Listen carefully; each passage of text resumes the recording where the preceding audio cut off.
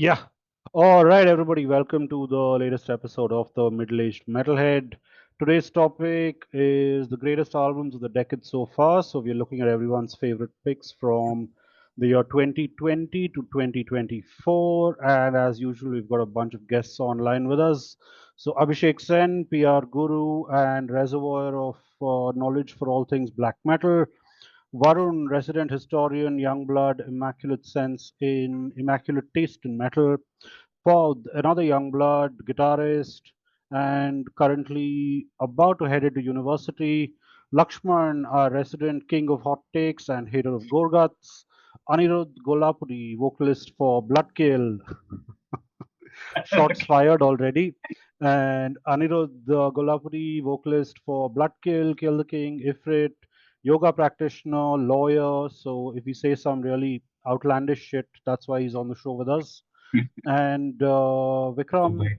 chef with the mean right hook, guitarist for Thorgod, and yeah, let's Yeah, kick that's off. pretty much it.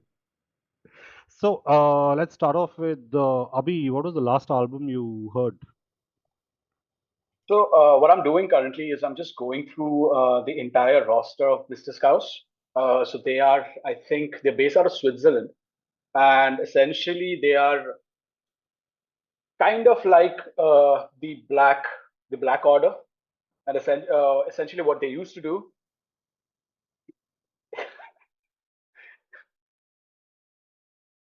Essentially, is what they do is they have like a bunch of bands who are a part of that roster, and there are some amazing bands with some really cool people involved in that. Like you have bands like Underworld, Matro, which I just shared yesterday with you all, and the band which I just heard was this amazing band called Chaos Moon.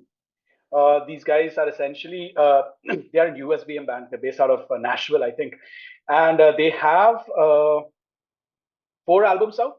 And the last album I heard was essentially it had like people like involvement of people from Beckett Nextremer. They had Jeff Whitehead and some really cool heavyweights who make this kind of band come together and etc. It's essentially side projects of some of your favorite bands like Miss Thurming, etc. And these guys, they just create very dissonant, dense, atmospheric, and oppressively crushing death and mostly black metal.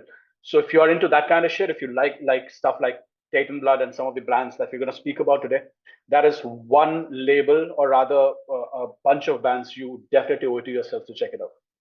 So Cool. last I heard was Chaos Moon. Okay. Ani? I've been listening to a lot of Lividity lately.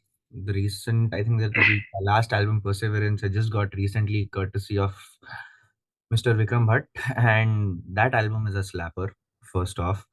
Then I've been coursing around a little through Crowbar, Melvins, and a lot of Armored Saint.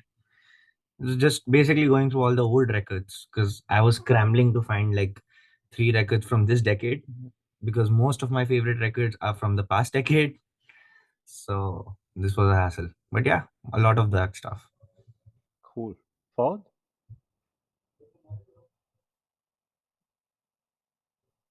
So the last that I listened to was actually Close to the Edge by Yes. Oh. Classic, needs no introduction. But before that, I was listening to this album for the first time actually. It's called Reek of Pubescent Despoilment by Guttural Secrete. I think they're a popular band. Haven't really checked them out until as of very recently. So I was giving them a listen. It's pretty straightforward, Brutal Death from 2006. Cool. Yeah. Lakshman? I've been listening to Massacre from Beyond. It's a pretty decent album. I started liking it. It's growing on me. Oh, Very okay. simple style death metal, nice riffs. But yeah, it's not very, impressive as such. It doesn't hit you hard, but yeah, it's a nice album. Is it ghetto? What? And Is Get it You. Ghetto? Ghetto, what does that mean, man? I don't even know. Hey. It's okay. It's okay. We can ignore Ani's comment. Varun? So the last album that I heard was Howling Void's Bleak and Everlasting. fantastic Funeral Doom from the US. Those who haven't checked it out, do check this release out, and pretty much his entire discography is amazing. And I also heard this band called Skogen, which is this beautiful atmospheric black metal band from Sweden. Their release called Sweet Jod. Forgive me if my pronunciation is wrong, but that was those are the two albums I heard last night, more recently. Yeah. Cool. Vikram.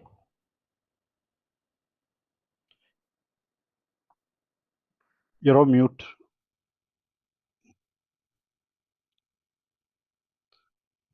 Mute Bro, में you're हो on mute. Vikram भाई mute पे हो आप I'm so sorry. That was very dumb. Okay. Anyway, yeah. So I have been listening to quite a lot of 70s, 80s prog rock stuff, and classic rock stuff more often lately. But in metal, I think the last album which I was very deeply listening to was Hate Forest's Age of Centaur only. I mean, sorry, Hour of Centaur. Not only that, I have been dabbling with Roman Sanko's projects a lot. A lot these days. I listen to a lot of Drud. Actually, this recent phase started from the last album released by Drud, and after that, I have been going through quite a lot of stuff that I used to listen to by Roman, mostly stuff from Hate Forest and Blood of Kingo, Ratan Finger, and stuff like that.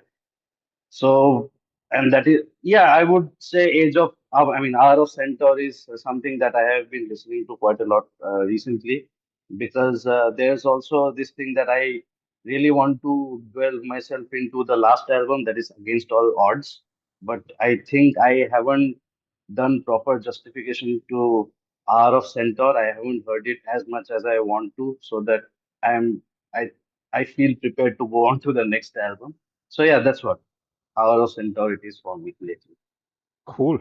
So yeah, most recent was Marduk's Heaven Shall Burn. One of the first black metal albums I heard back in the day. Went back to it after ages last night, and yeah, really enjoyed it after a long time. I mean, after a long gap of listening to it. But also, I think someone mentioned in the chat about how Ad Hominem is like Marduk. I did. And yeah, Yep. yeah, damn, I heard that Ad Hominem album a while back, and I was like, okay. And it was pretty good. But yeah, yesterday listening to Heaven Shall Burn, I think the connection became quite obvious for me. Yeah. But yeah, really good stuff. Cool. Moving on to our main topic at hand. Again, Abhi will start off with your number 3 pick. But see, we can call it a number 3 pick, but these are essentially off the top of in a list. They can easily be number 1. My first pick would be Ulcerate, Stare to Death, and Be Still from 2020. I think that's the first album they released on Devebu Moti. And for me, it's like when they say the phrase "memento mori," it is essentially memento mori. That entire the meaning behind and the weight of the words behind that of oppressive beauty. Uh, Even if just look at the first song also from that album, where it frames how death is, right? With the lyrics like "At war with no enemy, but the dirt at our will." Essentially, uh, it's an exploration of, say, resignation, existential collapse, the inner abyss of someone, which urges the listener, confronts them to face the entire dissolution with just remembrance and stillness. And why it's so effective to me personally is because when it came out, it was during the height of the pandemic as well. There was an essential existential crisis which was there globally, right? Regardless of what we feel about it on hindsight, there was a lot of doubt. There was a lot of chaos around us. There were people literally dying, and that entire blend of that dissonance and the black metal atmospherics, the post metal, that spaced out sound that they explore, which draws from bands like Immolation, your Gorguts, Neurosis, your Death Spell Omegas of the world, Portals, etc. It that there is a huge melodic bent to what Ulcerate do. which is very affecting, which strikes the listener, and that is essentially what draws you in, which hooks you in essentially.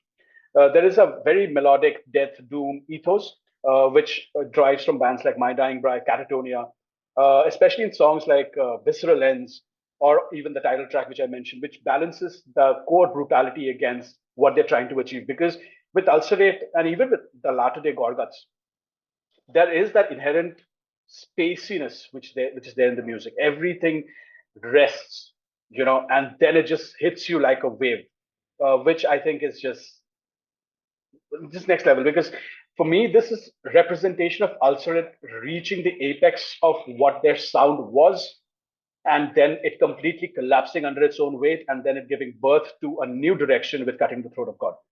I think it's thematically resonant as well, as I mentioned, during the pandemic, etc., because it came at a time when the world collectively was in trauma and obviously facing their own mortalities. There is a meditative aspect to the album when you talk about confronting death with the title Stare into Death and Be Still, which invites both contemplation and a lot of catharsis also. And I think it's, if not their crowning achievement, and it just goes to show how great these guys are, that it is one of the crowning achievements, because Cutting the Throat of God, everything which I've said can be put in these many, if not in these many words, in the same amount of sentiment for that album also. Because this is a band which I don't think has released a bad album. I don't expect them to do as well. And they have some of the best technical people playing for them. I mean, James Hemera, he was the producer of this album. I think these guys are like geniuses currently, and we watched them live. I mean, almost all of us here watched them live, and I think that was one of the best gigs that I have watched in Bangalore, like bar none. They sounded great. It was amazing. They were intricate. There was no pause or rather, no dip in the performances. It was just perfection. And I would highly recommend, if you're watching this and you've not heard this, go do yourself a favor and check out Stare to Death and Be Still. It's absolute genius. Yeah, fantastic band. I have to say, yeah, easily in my top 10 at least for what's come out in the last 4 5 years. Brilliant, brilliant band. It took me a long while to get into this album. I think I found it very bleak, maybe for the reasons that you mentioned as well, Abhi. But yeah, it took me quite a few spins. This one and Cutting the Throat of God. Both of them took a long while. My favorite before that was Destroyers of All, which was a lot more straightforward death metal, right? Traditional. Yeah, but with these two albums, the band's really upped their game. Also, the way they build tension and then release it, no, it's like prime neurosis. I think Yeah. you need a lot of talent in terms of songwriting to be able to do that effectively, and do that effectively like song after song. So, yeah, fantastic band. Cool. How was the Anybody show? else? I mean, these guys have such complicated riffs, man. Was the sound and all good? Sound was okay as long as you stood in the middle. The sound was really good. If you went to either side, the sound was a little patchy, but the show was fantastic. I had a blast. Yeah. Yeah. I don't know how these guys even managed to play all those songs live. Such complicated music, you know. Yeah. Yeah, and actually, I had actually gone up to the rafters in fandom just to see Jamie and the way he was playing some of it. And you guys can verify this through when you watch the videos and your drum playthroughs, etc. The tension bit which you mentioned, GK, because he's the primary composer and obviously he maintains the tempo, etc. It's a masterclass in that. So if you are into that kind of stuff, I would highly recommend checking out. A lot of it is up on Devabur Morty's channel also. Just check out his not even his playthrough videos, just the live videos, which is just focused on him. It's just immense. It's just a masterclass in metal drumming and just maintaining rhythm. As it's said, because people, kind of splooge themselves over fucking Meshuggah's Bleed, which is fine, but this is essentially where it's going, rather than what everyone is playing. Because yeah, Bleed is cool. So what's next? Yeah. True. Ani, your pick. All right, so my pick is going to be, I think, one of the cleanest records to come out in this decade. It's the latest album by Tomb Mold. Sorry, I'm kidding. It's Eyehategod. Of Nomadic Behaviour, I hate Tomb Mold. But yeah, so this is my number 3 pick essentially because this is an album for the Eyehategod fans. This is not something that you can introduce people to in terms of which Eyehategod album to start with. That I would say would be take as needed for pain or dope sick. But as an Eyehategod fan, I think this is an amazing album. The production took a little while for me to grow because this is, I think, the cleanest they have sounded. And I think Mike's vocals on this are still undeterred.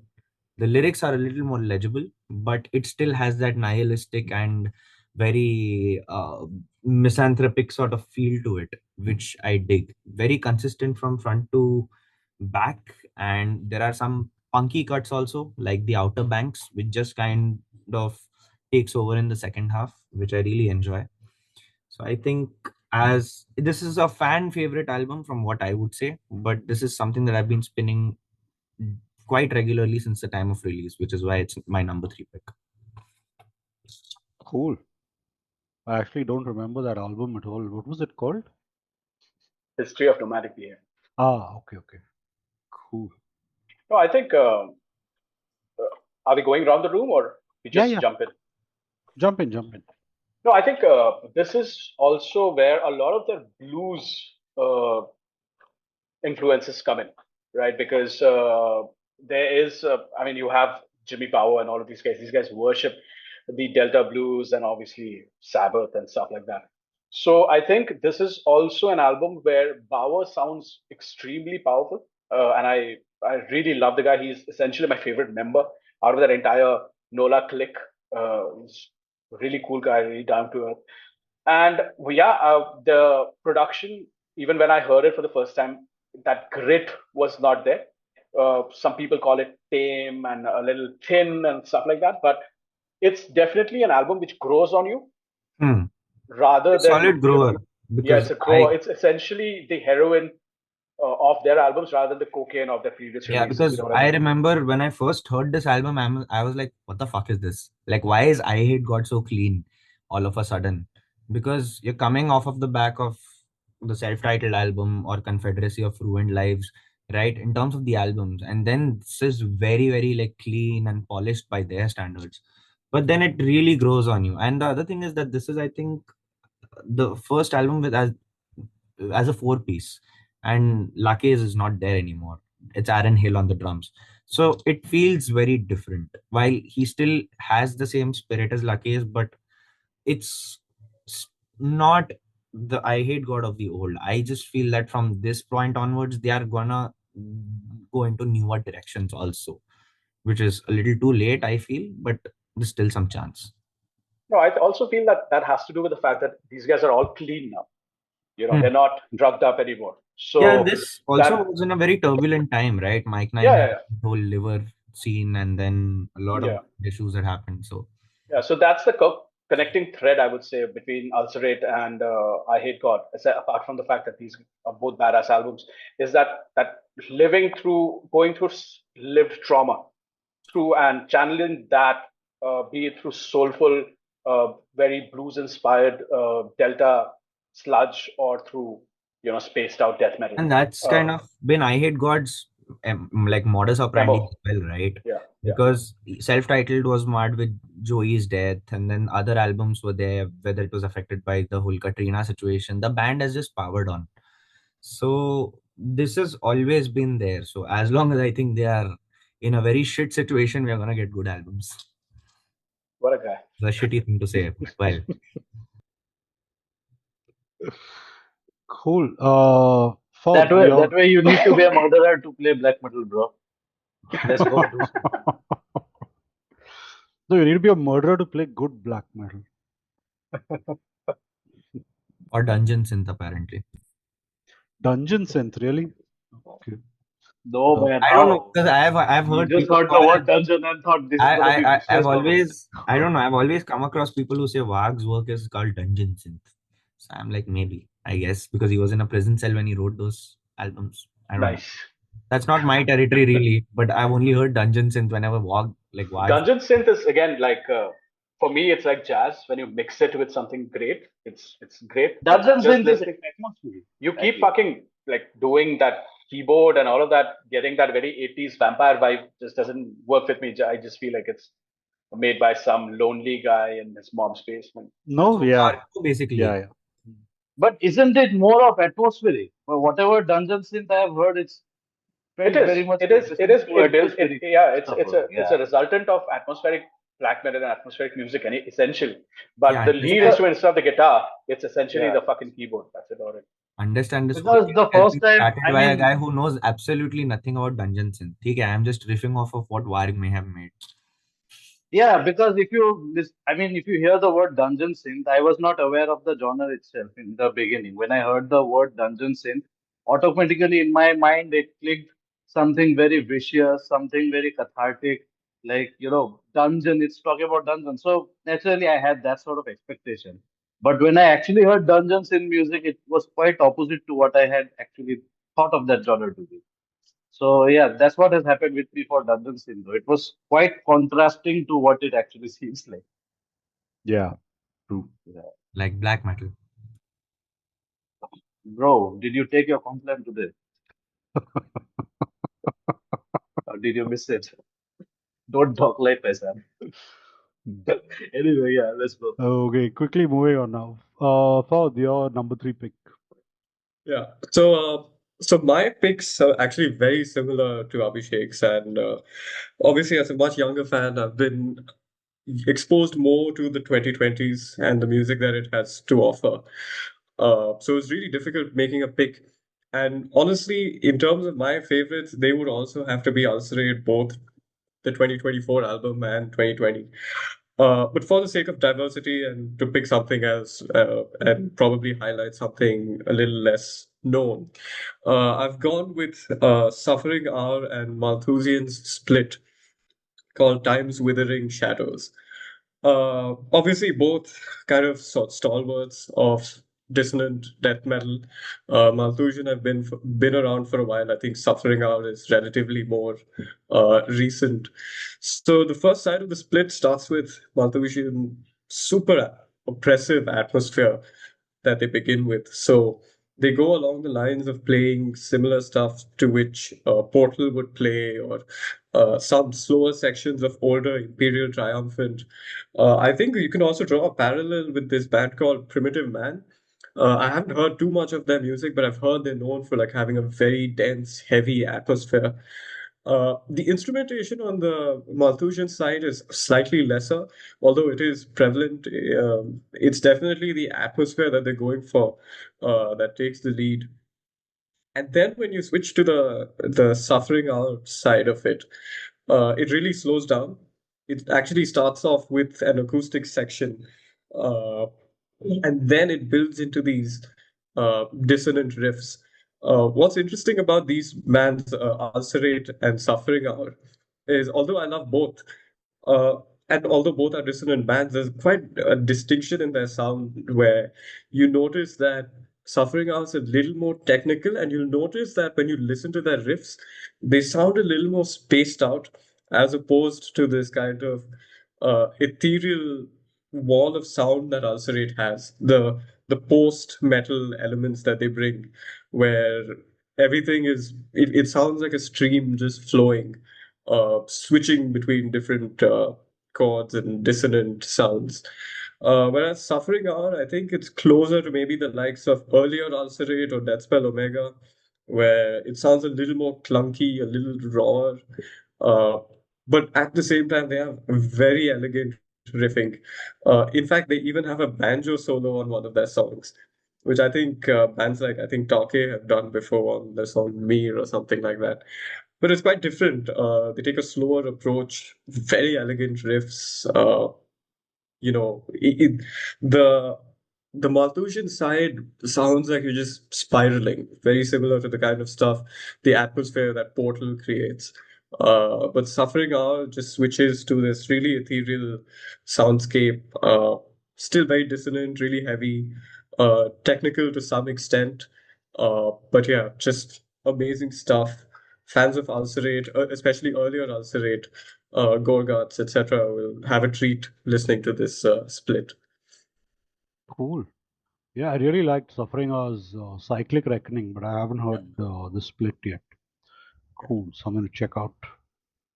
Anybody want to add anything? Yeah. Yeah, one thing about Delirium, the song from the Malthusian side.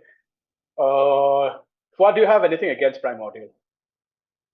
No, Because no. because that song, in fact, Oh yeah, they have has the vocals vocals by Yeah. Alan Averill, which is why I actually discovered Malthusian.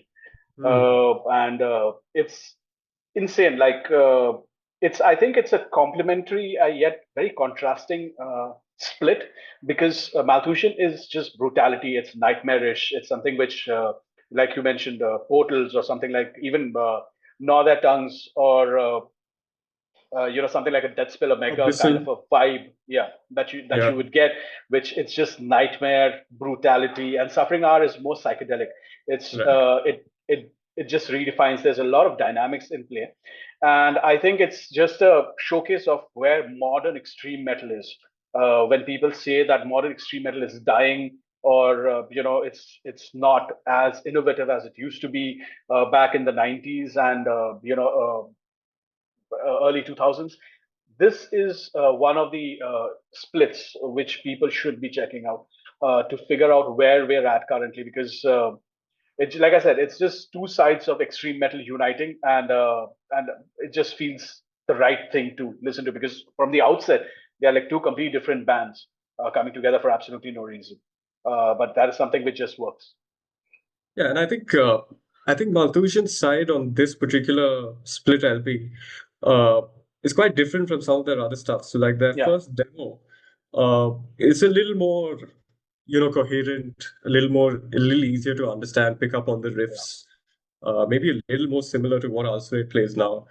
But this one, like you said, it's just total nightmare fuel. It's just, got you in a dense atmosphere that you're just subject to throughout. And to think that these guys are a side project, essentially. They're not even a real functioning band. They are members of Conan and I think Grave Miasma. I think that's their side project, which explains why they've not come out with any new material, considering that Conan just released an album this year, and they are a heavily touring band as well. That's all I have to say. Anyone else? No, I think Suffering Hours, the drummer was suffering through cancer or something like that. He just got out of it. I think that may be the reason of the delay of the album. Yeah. Because from what I remember, I might be wrong, but from what I remember, it was the drummer who was primarily writing the songs for Suffering Hours. I remember seeing a couple of Instagram posts from both bands actually claiming that they have new stuff coming. So, yeah, hopefully. Yep. Cool. Okay. My first pick is Mefitis Offscourings. So Mefitis is like started as an American death metal band about 2018, 2019. I think they did their debut album called Ember Dawn, which was, even though they were American, it was a very Finnish death metal sound. A lot of Demelic influence, quite dissonant, but also like a direct descendant of the first At the Gates album, right? The Red in the Sky is Ours is like, I think that's an amazing album, one of my all-time favorite death metal albums, and Mefitis came from that same groove.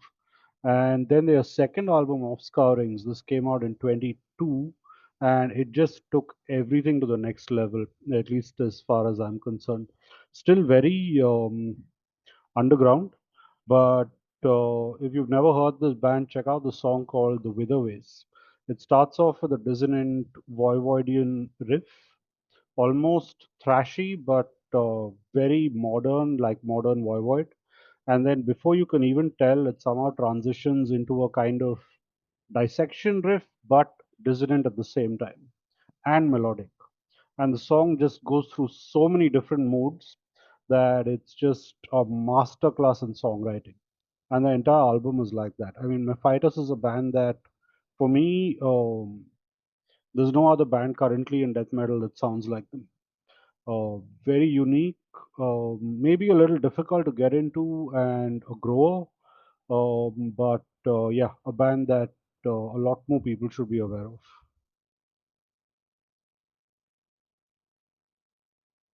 Anyone else wants to join in, or should I only start?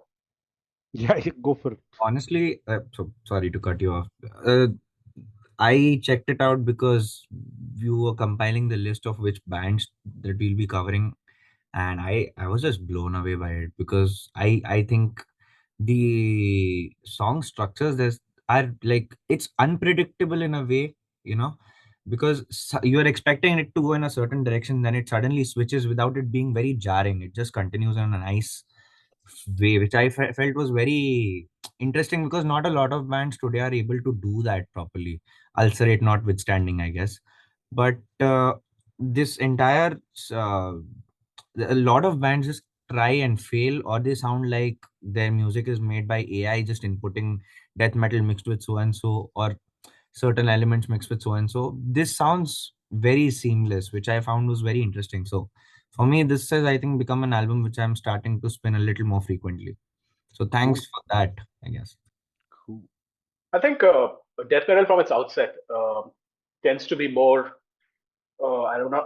I don't know if this is the right word, but correct me if I'm wrong. More more outward and more outgoing and more expressive. I think bands like Ulcerate and especially Mefitis, it's more introspective, more from a latter day current, or maybe from the mid 2010s, the black metal element of it all, the way the songs are written, etc., where there is a lot of existential struggles, which talks about very elemental and existential struggles.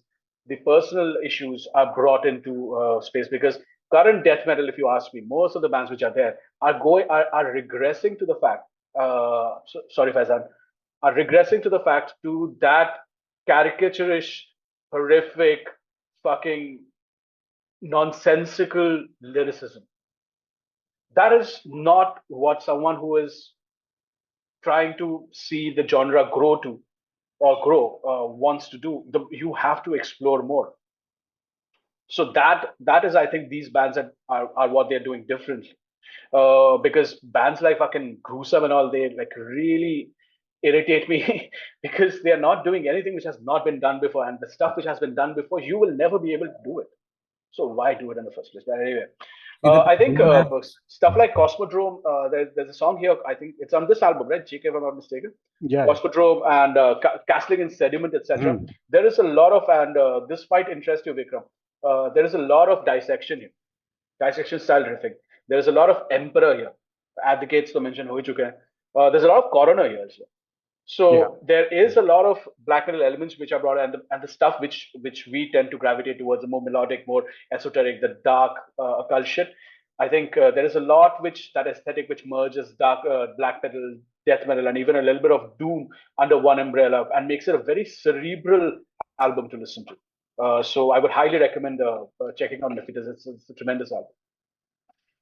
Yeah, totally agree. I just wanted Especially to say I have a question for Abhishek, for you. You said, I mean, totally understandable. You said you have this certain dislike for bands like Gruesome and stuff, yeah? So just wanted to know, what's your opinion on bands like, Thulacandra, and then The Spirit, who are direct sort of clones of Dissection?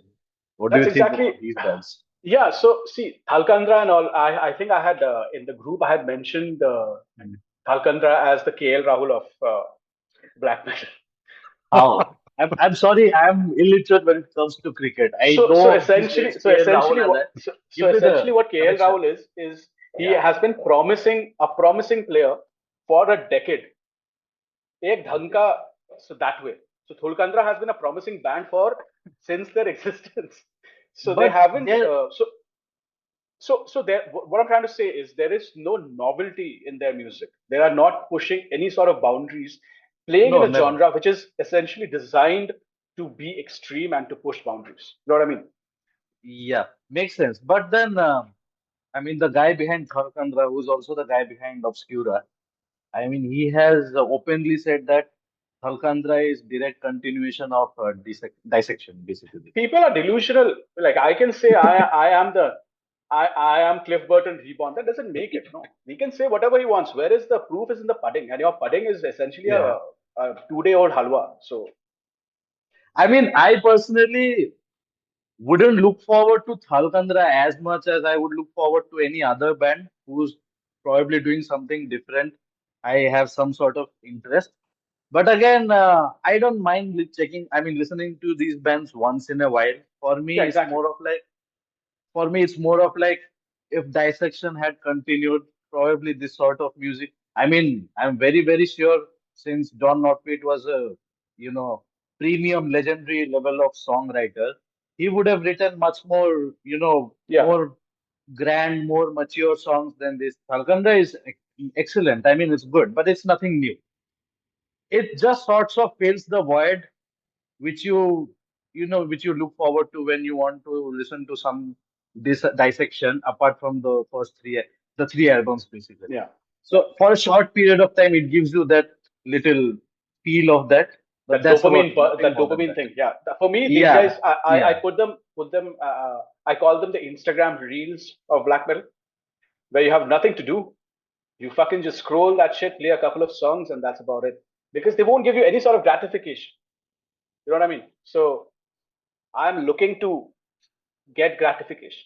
yeah. So Understood. Let's talk about Understood. another band that's associated with Dissection, and one that I think is a phenomenal 2020s release that I was surprised no one took was Stormkeep. What do you all think of Stormkeep? is that one of your picks? Because I have a lot to say also. It's not one of my picks. No one picked that album. Whenever Even Abhishek says surprisingly. that he has a lot to talk about it, you be prepared with either a bouquet or a bat. Right. No, I think Speaking of Stormkeep. Stormkeep, yeah. I will say this. I will not take up anyone else's time because I know Varun and Lakshman are yet to go, and Vikram as well. But I think, have you seen?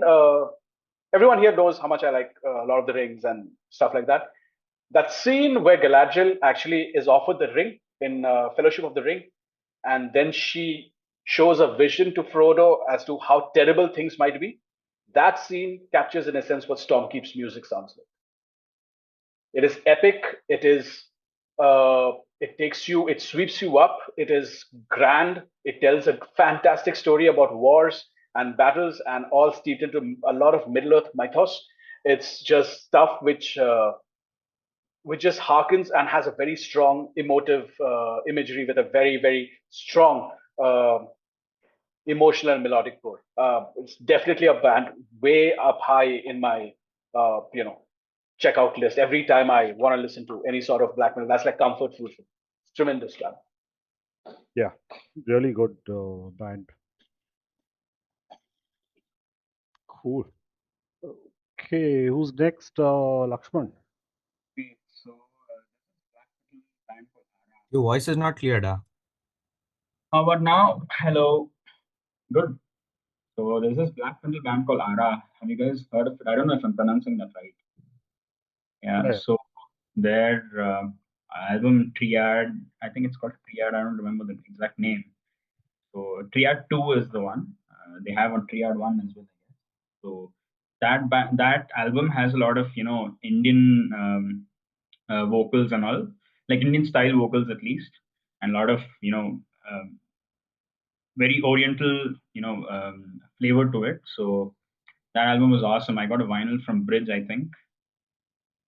The album art is also pretty good, but their recent album, I don't know the name of the recent album either. Very poor memory, but yeah, the recent album wasn't that very impressive. But this one is just a home run. I mean, it's just so good. I don't think they can top it anymore. Has anyone heard this album? Yes, I have. What do you think? I love it, but towards the end, you're just calling for a thup by calling a masterpiece like Eager. It's not that great up to your elevated standards. No, but in all seriousness, I think it's a concept album, Triade 2 Hemera. I think it's based on a very 1820s ka gothic horror novel, which I've not bothered reading up. But it is a balance between atmospheric black metal with a lot of neoclassical elements. So I think Lakshman, we had spoken on the group as well when someone had mentioned about which black metal bands or which extreme metal bands do neoclassical well. I think I had mentioned this and Moonlight Sorcery.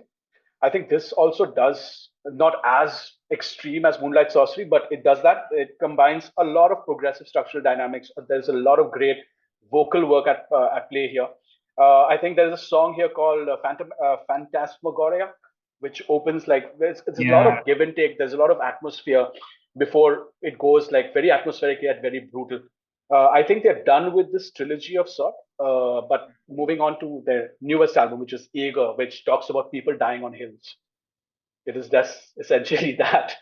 Every song is about someone dying on a hill, and it's pretty badass. I think it's very sweeping. It's very cinematic. It's not excessive. It doesn't go over that cheese factory boundary.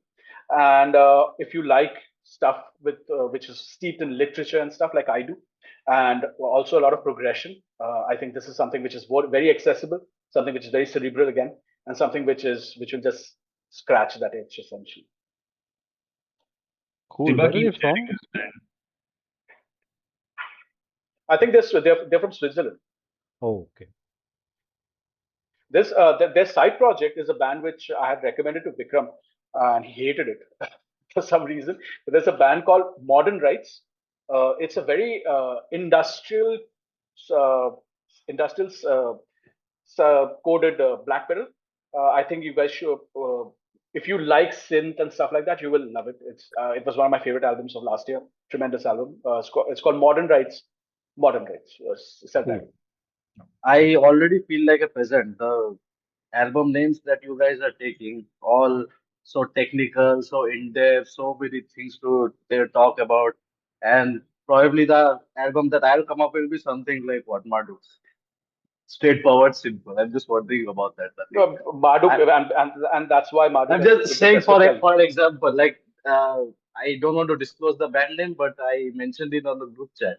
Those are all straightforward bands. Straight up. Sometimes dal chawal is always the best way out. Okay, comfort food is always. I'm a simple man. I like dal chawal more than my friend's experimental dining menu.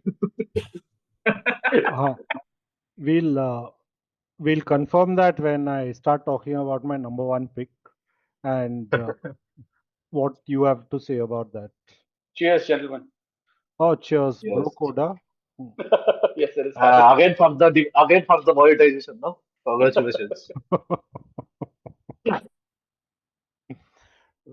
Okay, Varun. So my first pick is Negură Bunget's final album, Zo. This is the final chapter of also their acclaimed Transylvanian trilogy, which consists of the albums Tau and Z, forgive my pronunciation again. And this album was conceived as a tribute to their founding member, Gabriel Mafa, also known as Negru, who tragically passed away in 2017. Luckily, his drum tracks were already recorded before his death, and the remaining band members just jumped in and recorded the rest of the album around them. So this is more than just an album. It stands as a swan song and a heartfelt eulogy to the founding member. Musically, it continues the trilogy's signature fusion of Romanian folk traditions along with atmospheric black metal. It very skillfully blends traditional Romanian folk instruments along with their unique style of atmospheric black metal. The tracks often begin with these beautiful ambient soundscapes, featuring Romanian traditional instruments like the nai and the kaval, along with traditional percussion done by Negru in the background. And this is all done before they just explode into their barrage of black metal fury.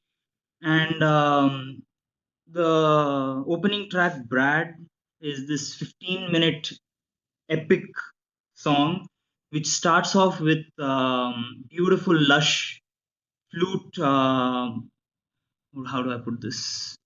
Interludes. Flute melodies and with female clean vocals from guest vocals by Manuela Marquez.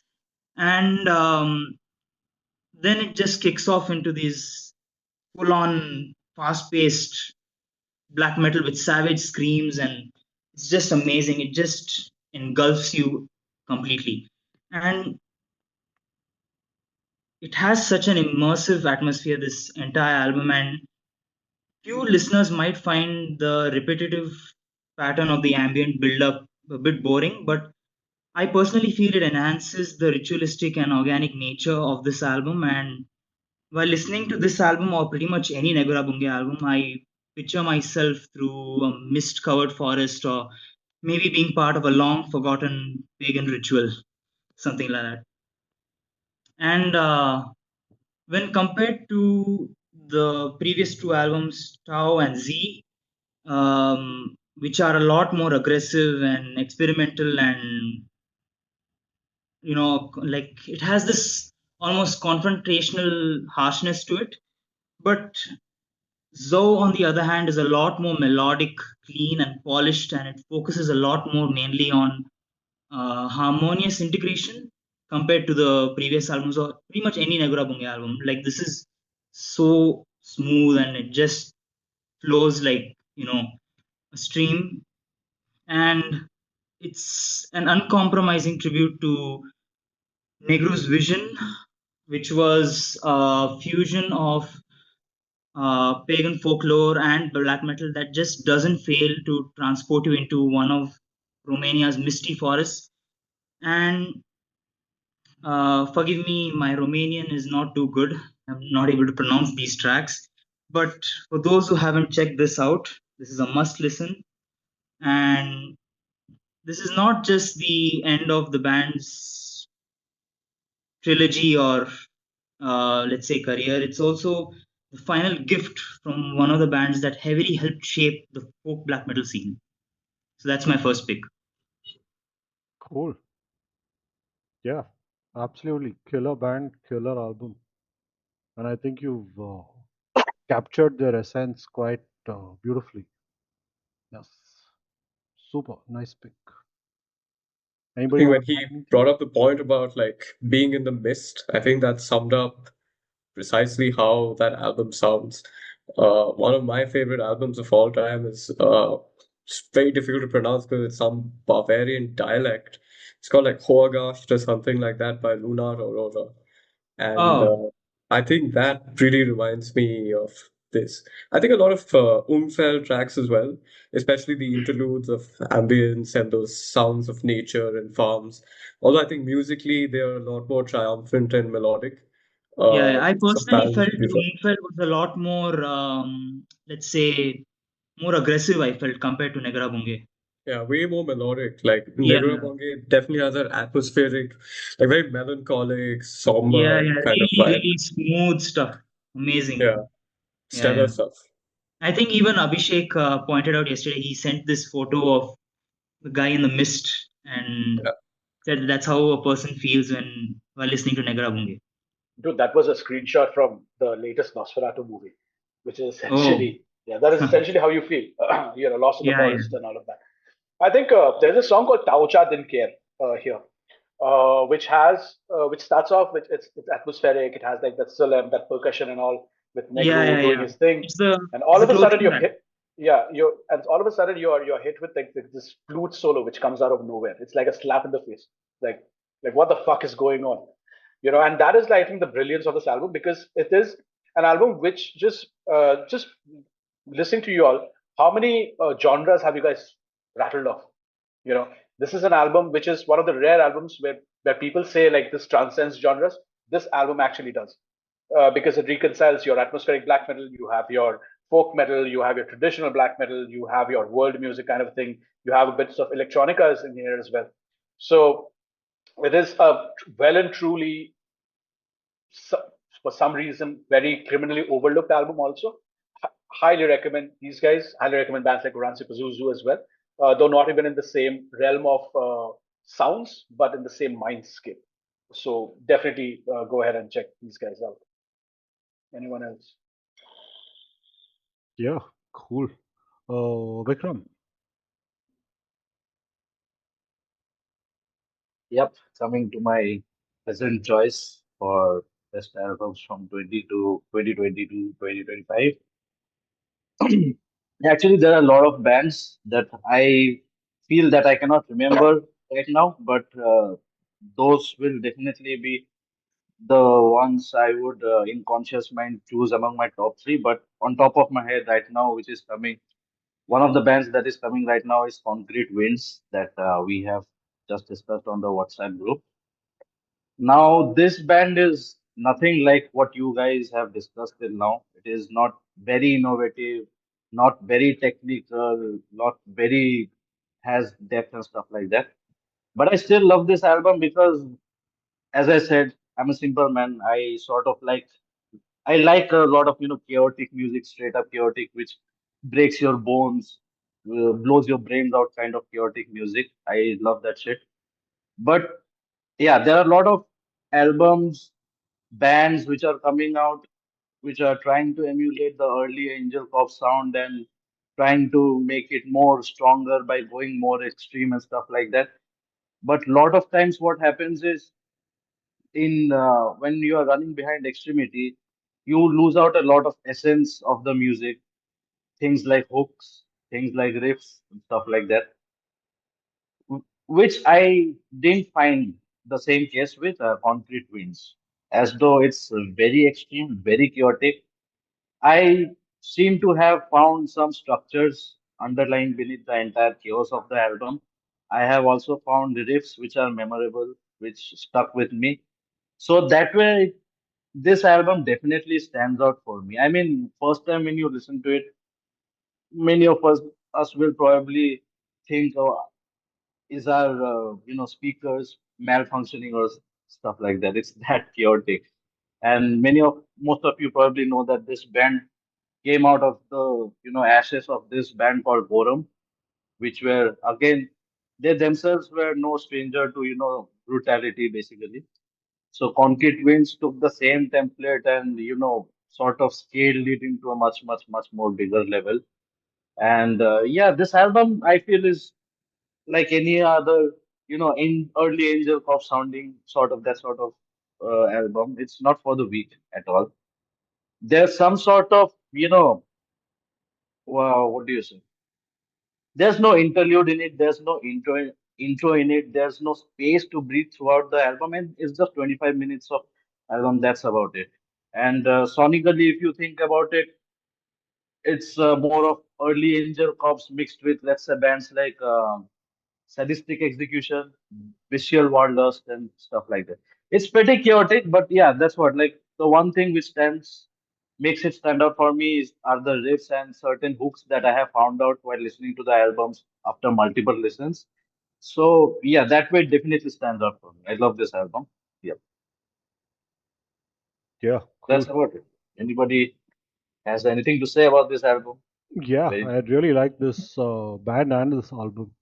Particularly, I think also because I love sadistic execution. I'm not a Hmm. huge war metal guy, but Yep. yeah, once you get past the chaos of the initial few listens, there's some really banger riffs on these albums. Actually, three albums I've had so far, right? All three Yeah.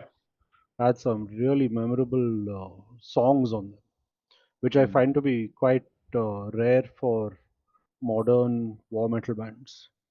But I I think mean, the I feel that in today's day, it's kind of easy to be very extreme. You yeah, can just go all through and through and mhm, be extreme after a certain amount of work. yeah, But what makes you stand out is that amidst those extremities, what exactly are you bringing to the table, which is not present in other extreme sounding chaotic bands. yeah, And that way, I think, yeah, this band definitely stands out from amongst the newer ones which have come out in the last 5 6 years. But then again, these guys are from, as I said, these guys were like a phoenix who rose from the ashes of boredom. So yeah. they were already used to They're it. like They knew seasoned how pros. to, Yeah. yeah, they knew the game Mm. anyway. Yeah, so that kind of gave them an upper hand when they produced these albums. So yeah, really, really good. I mean, I love bands like Concrete Winds and Impiety, Marduk, Infernal War, all chaotic through and through in your face. Love it. Yeah, lovely band. One band which you guys mentioned, one name of all the bands that sounds like and it draws inspiration from. For me, the first thing when I heard these guys when in 2019 when the first album came out was Morbid Angel. The fretwork is I very, think very it came out Morbid in Angel. 2020 only, no? Or 19. 19. Nerve Butcher came out in 19. No, Butcher came out in Butcher 2021. I'm talking about the first two album. Self-titled one. Yeah, self-titled. So what I'm saying is when I heard these guys for the first time, it reminded me instantly of Morbid Angel, like at their most extreme, like on speed and stuff. Like if you take elements of Titan Blood and stuff like Conqueror and your spirit possessions of the world, and you make them listen to like, I need you guys to play Morbid Angel. This is what Concrete Winds would sound like. But after that is when, like GK and you rightly mentioned, they have ascended beyond it. They sound like their own. There is no sophistication to be found. It doesn't need to be sophisticated as well. Like you mentioned, it's like an overwhelming fucking morass of sound with just raw violence and no complexity at all. It's just balls to the wall of noise. I mean, a maelstrom of sound. Yeah, I mean, I felt it more similar to Angel Corps, early Angel Corps, as I said. But then again, early Angel Corps is very much influenced by. They were influenced by Morbid Angel. Morbid Angel. If you are talking about Morbid Angel, I feel the one new band which has sort of taken Morbid Angel sound to the next level is Aberration, Norway. Yeah. That is the band when I heard their album. I think it came out last year or this year. Last year. Yeah. I mean, it was straight up Morbid Angel on steroids, mixed with bit of blasphemy, bit of black witchery, everything thrown into the mixture, a pinch of it. But primarily, it seemed like a more powerful manifestation of Morbid Angel. Like if we are talking about Morbid Angel influenced bands. For me personally, Concrete Winds felt more like very Angel Corps. I think the difference Morbid Angel was, I feel, it's the riffs, though they are, I mean, well crafted riffs, but when you listen to it, it's more on the ambient side. Like if you listen to this album, like Altars of Madness and Covenant, Angel Corps on the other hand, it's the same sort of structure, same sort of riffs only, but more sharper sonically. The drums and everything more technically, that is the word that is coming to my mind. That is sharper. It's very, very sharp when you listen to it. I mean, it's more precise, as many of you say, surgically, crafted. Angel Cop seems like that to me. I mean, it's the more surgically crafted version of Morbid Angel and taken, and the speed is also a bit more. Speed has also been increased. So it's that sort of manifestation of, Morbid Angel. That's what I feel. But still different. Do you think that production has to do anything with that? Because I feel production, the way bands, especially the first four Morbid Angel albums sounded, they were given that much amount of space. Because if you listen to if you listen to Morbid Angel live from that era, they sound fucking vicious, man. There is no breathing room at all. See, I feel like it's not about clean production or raw production or anything like that. Generally, all these are raw production only if we are talking about those albums from the 90s. But at the same time, what I feel is that, it's the type of production that has been done with these albums. Because if you think about it, Sandoval's drums from the early Morbid Angel albums, the bass, the kick, basically, they have a punch, they have a certain low and stuff like that. But whereas if you listen to Angel Corp's earlier stuff, it has more sharpness. That's the difference I'm trying to talk about. Yeah. One more thing for Concrete Winds, like chaotic factor, are those like really short but aggressive leads that they have. I think they really add to the chaos. And there's one more band that am I audible right now? Yeah. Because I thought it was I think Vikram's Wi-Fi. Yeah. But there was this one band that Achitya had recommended a while back. I have no idea how you pronounce this. It's called Rites of Tegringalord or something like that. Yeah. Yeah, it's like super chaotic stuff. I think they were earlier than Concrete Winds, possibly an influence, but yeah, again, kind of super chaotic Black in Death, worth mentioning. Yeah. Superb band. And it's not for the light of heart. You can't like play it and do something. It is like super immersive, intense, that kind of music. Hey, so sorry. I lost my internet connection there. Who's next? No worries. Yeah, Can you're back. you guys hear me or see me? Yeah, you're back. We can. Oh, okay. Oh, So that's what, like, just to conclude my point, there's a certain, production level, which I feel is creative, which is a very creative aspect. You might like this type kind of production on something. You might like that kind of production on something. So it's not like better or cleaner or any product, nothing like that. It's just different types of production. Pete Sandoval's drums are more pounding. If you listen to in a good speaker system, you could feel the bass, the kicks, and everything. That's what makes you more aggressive, I feel. That's what they did to me, those albums. Angel Corp's first albums, again, those are very sharp, very calculated, more of sort of like you could say a tech death band's drummer would, probably produce their album during 90s or something like that. That's what I feel. Yeah. Yeah, cool. So that is everybody's first pick done, and we're on the hour. So moving on, Abhi's second pick. I think I'll be the only one here who will pick a concept album. So my second pick is Malokarpatan's Vertumnous, my favorite album from 2024, and it's essentially not black metal like you would think when people say black metal. It is basically a collision of 80s black metal stuff like your Venom and your fucking Bathory and Bulldozer and stuff like that. You mix it with new age, new album bands. You mix it with hard rock, progressive. Like you draw from bands like Tormentor, Masters, Hammer, Black Sabbath, Venom, Scorpions, even. And there is that synthesis that happens, which adds like this whole new dynamic aspect to very occult uh, driven theatrical music, and like I mentioned, it's a historical concept album focusing on this emperor called Rudolph II, who was one of the biggest idiots on the planet. But yeah, so this jerk off, he tried to experiment within his realm with baby killings and deep dives into the occult and stuff like that. So they don't do it like if you give this subject matter to something like say a Marduk, they would go full bombast and like go do Marduk things, or say even Dayside, they will do Dayside things. But these guys, they don't choose that explosion and this with this subject matter that they have.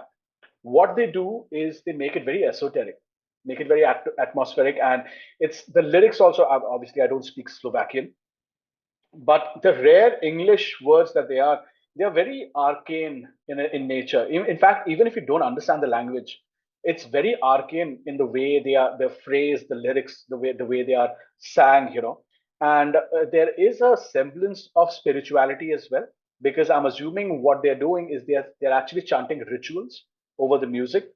So it's I can't name any album sorry, I'm sorry, I can't name any particular song for you guys to check out, because I think this is an album which should be heard as a whole. It's some of its parts rather than one particular song, and it's atmospheric. It has that very occult King Diamond, Mazul Fate stuff, if you like. It has that occult thing going for it. It stands out as a synthesis of musical and thematic choices that I personally love in my heavy music. It's a very dynamic album as well. So I would highly recommend that you guys check out Vertumnous by Malokarpatan. And if Fenris recommends on his album's liner notes, go to listen to Malokarpatan, you might as well start listening to Malokarpatan. Yeah, really good band. I like them a lot. Yeah, I this was also one of my top picks for 2023, and I like to think of them as like, if Negative Plane went very much like thrashy and stuff like that. I hear a lot of Negative Plane-ish black metal with what they do, but yeah, great riffs, just riffs for days. The first time I was hearing anything like it, honestly. Yeah, just stellar stuff. Yeah, nobody picked the new or the last Negative Plane album either, right? That fellow was supposed to pick it up, I think. Nishant. Ah, I yeah. told him he wanted to speak about it. Ah, But yeah, Negative Plane is another band I absolutely love. But I yeah. prefer Cultigul Ah. just because I'm like a pervert, I guess. But yeah.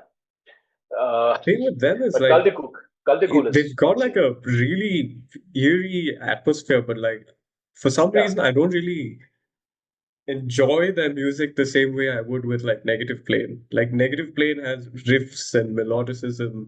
If you're in that if you're in a mood for like a really oppressive, just haunting album, then like obviously Eyehategod is exactly what you need. Yeah. I think one of the other albums has like a sort of like GBK-ish riffs and stuff like that, which is more listenable. But the one Yeah, you had shared, I forget the name, something about witchcraft, Haksa yeah, or something. Haxon. Yeah. I That think one, I that is mean, my favorite, Haxon. yeah, The one with Brilliant album, brilliant band. yeah, but the yeah. one with Siva Telal Zul had shared, that is the more Mm, accessible Cultigul album I felt. definitely. Not that there's anything bad with it. I mean, I personally loved it, but Haxon is my, if they have to ask me, recommend one Cultigul album or an album of that sort, it's either Negative Planes, The Pact, or Cultigul. It's brilliant. It's absolutely mind-bending, brilliant music. Thank you for introducing me to Negative Plane, by the way. I totally tripped the fuck out of that band few days back. Cool. Wait for my third pick. I have only two, just telling you all now what it is. I think you are and GK. I'm assuming would have like a bit to say about it. Let's see. GK will start, that I'll join in. Yeah. Like, yeah. Okay, Ani, pick number 2. So my pick number 2 is very much similar to how Vikram went about it. Simple, straightforward, but very faithful. That would be Melvins' Bad Mood Rising. It's a 2022 album. This is essentially Melvins doing what Melvins does best. All right, I think this has only 6 tracks, but each track is just one trip. You like, whether it's Mr. Dog is Totally Right, which is like a 14-minute banger, or you have a very accessible song in Hammering, right? These are very, very it's something that you can listen front to back, and it's just one full journey. For me, I think this is also special because I got to see I bought this at the gig, so for me it's another special memory with this album. But yeah, I mean, all throughout that vacation, then I was just blasting this, and I still come back to it a lot. It's a perfect mix of all things that makes Melvins. It's a little softer than usual Melvins affairs, but it's still damn good. Easy comfort food metal for me. Yeah, damn. Only thing I'll say about the Melvins is they're not simple, man. They are not simple at all. I was in a very short-lived band once that where we wanted to cover the Melvins, and I had the time of my life trying to sing that song. It was like, God, it was difficult. Their rhythms are like really It's complex. crazy. Also, The Dale. count is, Holy shit. yeah, it is like it can sound simple. Like I know why you're describing them as that, but See, that is when some when I say complex stuff simple, happening there. when I say simple, it's always simple by Melvin standards. It's never simple by regular standards. Yeah, exactly. This is always like one of those bands which is very deceptively simple in that sense. It's never it's not like you can just pick a guitar and after some noodling you'll just figure it out. The rhythm section is Yeah, complex as all hell, and I think that's most obvious in their classic albums, whether it's Houdini, whether it's Bullhead. It's too fucking epic. But the other thing is, these guys, for the amount of time, that the amount of albums they've released, the consistency that they have, even in that unpredictability, that like that unpredictable nature that they bring about, it's just amazing. Like one of those bands which I don't think is gonna come out with like a really really bad album. At least I'm hoping they don't. Yeah. I think this was a return to their AmRep days. I felt, and it's funny you should mention that they're deceptively simple, because there's another band which is directly inspired by them for the amount of time that they were existing, and where I'm going with this. That's Nirvana. There's a lot of Nirvana influence, at least the early Nirvana influence here, or rather, where Nirvana got a lot of their sound from. I feel there is that noise rock and the very jangly pop vocal harmonies, and or rather harmonies there, and there is like a lot of. I think it's also one of their more experimental albums, which I feel like they give away a lot of their gimmickry from their recent few bits in favor of very raw ethos that they had, which is why I mentioned that it's like a throwback to their AmRep days. Yeah, absolutely. This is not as gimmicky as you rightly Yeah. said. It's just Melvins being Melvins in the most truest sense of the word. Like they just completely stripped off all frills that they had in the previous album and they just went straight up balls out rock and metal. So that's where this has that comfort food vibe, which I always say. Yeah, cool. Killer band. Who's next? Fourth. Charan just joined, right? Hey, Charan. Hi Real guys. G is here. Real G. Hey Lakshman. Hey Zoita. Yeah, so my album, Hey, the one by next one to all one, of us. shall I move on or? I don't know what's going on. Yeah, fourth. Yeah. So the next one would be similar to something that Vikram picked. Very straightforward, no nonsense, primitive warfare, Extinction Protocol. Uh, this was a band that I found early into my exploration of like really extreme war metal, so to say. In fact, courtesy of Varun, he introduced me to bands like Revenge and Conflict and the likes. Uh, so obviously, it's quite difficult to get into at first. But 2024, this album comes out, and what's very distinct is they've got this strong grindcore influence, which I don't know, for some reason clicked, even though I'm not really a grindcore fan as such. But the riffs are just so brutal and so punchy. The grind element that it brings in is this stop and go vibe, where they bring in the Black Death elements of you stop, big sweep, and go. Just zero IQ, but blasts for days. Drumming is just so energetic. It isn't really as chaotic as something like a Revenge or a Concrete Winds for that matter. It's way more straightforward, very coherent riffs, uh, way more palpable for someone probably new to war metal. Uh, yeah, great riffs, great riff structure. They do follow kind of the Revenge formula of going from these deep gutturals and not very high screeched screams the way Jay Reed does it, but something similar. And yeah, it's like just zero IQ, not much to explain. It really should be felt when you listen to it. And yeah, like most war metal, just super punishing stuff. Great stuff. I love the album.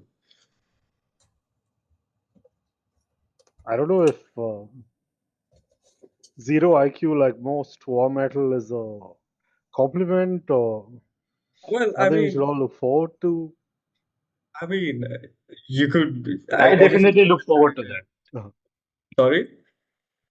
I definitely look forward to that. I don't want any intellectual nonsense in war metal. Exactly. I mean, when you are in the, when you are in the battlefield, when the enemy is in front of you, you don't have time to think. Only thing you can do is hack and slash if you can. That's what this Yeah. genre means to me. I think that perfectly describes the kind of sound they have. The riffs are great. Yeah. They're well thought through and they're structured well.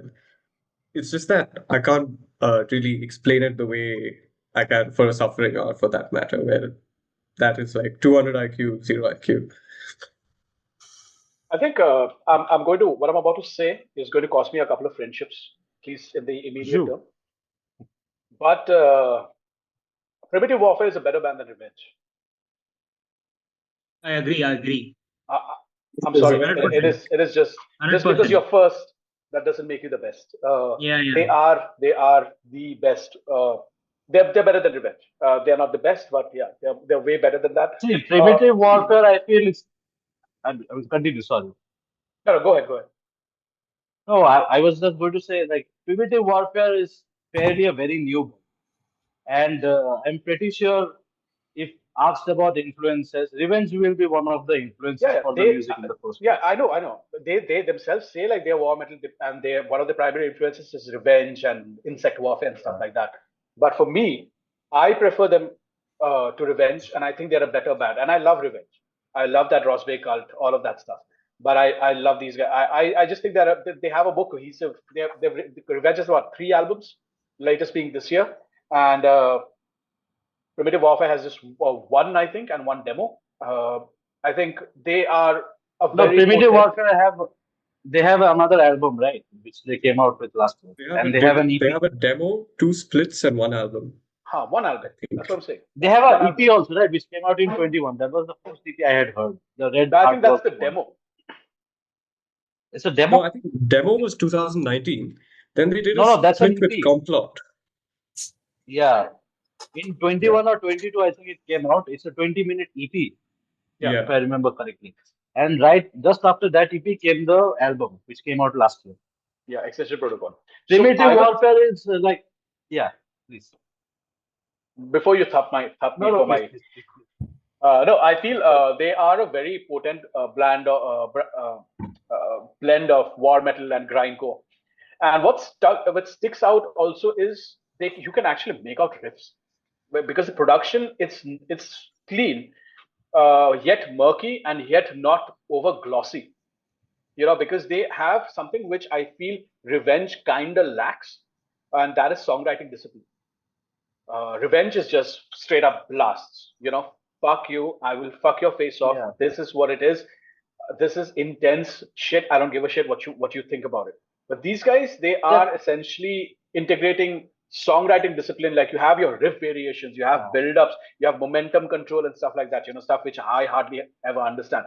But I think it is all killer, no filler, 31 minutes of pure blasting, but not mindless blasting.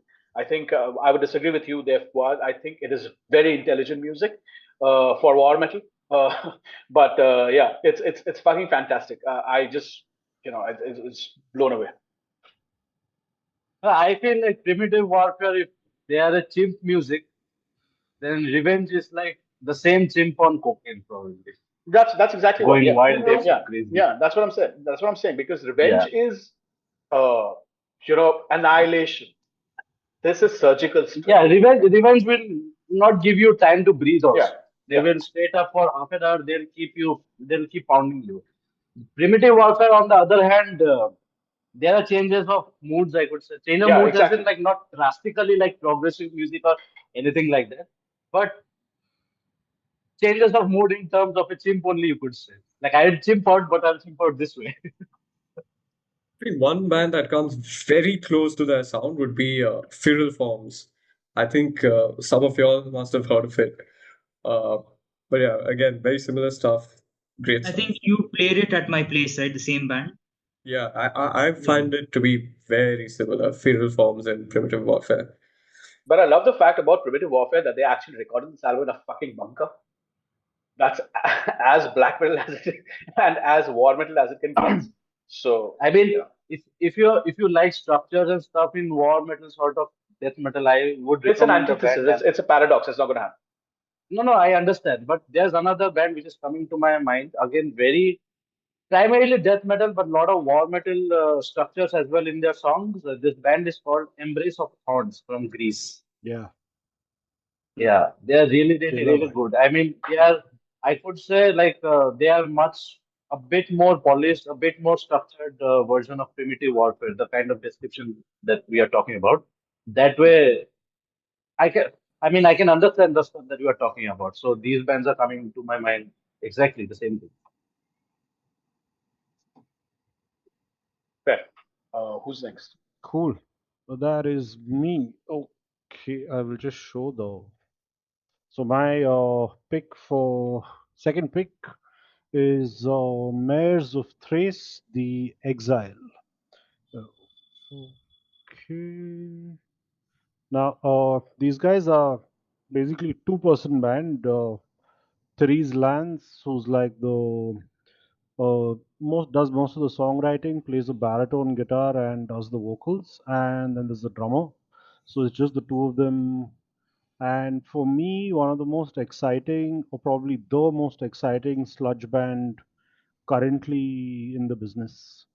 Like amazing stuff. They started off Canadian, so they started off, I think, sometime around the late 2000s. Then the Exile is like their third album. Came after a gap of almost 10 years and came in 2022. Very emotional record, heavy as uh, fuck. I mean, like Teresa's guitar tone is ridiculously heavy and tons of good riffs. Really aggressive, really, I would say, confrontational vocals. But at the same time, there's a through line of melody and a sense of melancholy all through this album that gives it like its emotional weight. So musically, you could say sludge, noise rock, post metal, mix of all three things, but uh, also has a really strong emotional through line through the entire album. And one of my most played albums from the last 2.5 years. This year they put out another album again called The Loss, which is basically my number one album of the year so far. Absolutely fantastic band. And yeah, another band that I think, along with Mefitis, a lot more people should be aware of. So yeah, that's my second pick. I think Mares of Thrace is probably the best, like my favorite recent finds in terms of sludge, because they are doing much more than just plain old sludge. Like they are mixing a lot of different things, which is, if we look into the genre itself, sludge has kind of become very saturated in a way, and then comes along Mares of Thrace with just a killer record with this one. I think even the Pilgrimage, I think that was Yeah, the yeah, one, right? Pilgrimage. That was also a killer record. But this one, in my opinion, trumps that album. And Teresa's vocals are too good. Too good means too good. Even this, the new album that you're talking about, The Loss, I think that's also on my top 10 list of 2025. Like these guys are, they're abrasive, but they are also in very emotional, if that makes sense. So for me, I think this is, if you would have not picked it, I would have probably spoken about it. It's that Cool. it's an awesome band, and I as think a there's a lot duo, of it's even more fantastic. Yeah, there's a lot of lyrical content here, which is what I feel is most important, or rather, most important for me, that drew me to this band, because there's a lot of the concept, in fact, is centered around exile and how Risa, in fact, in her real life, came back to the country, and in both literal and emotional, and how the phrase "all that you can't leave behind," right? And when you're back home, nothing is ever the same again. So there is that entire theme of displacement, yearning, and that interior fragmentation, etc. I think I had gone on a very drunk rant on the group one day, but yeah, that emotional narrative is conveyed through that very intense, raw vocal delivery, and that again that lush texture and the guitar harmonies, etc., which come into play. I think the new album, The Loss, is a much stronger album than this. But this is also, that just goes to show how good the Exile is as well, because loss is much more confrontational in that aspect than the more meditative feel of the Exile at times.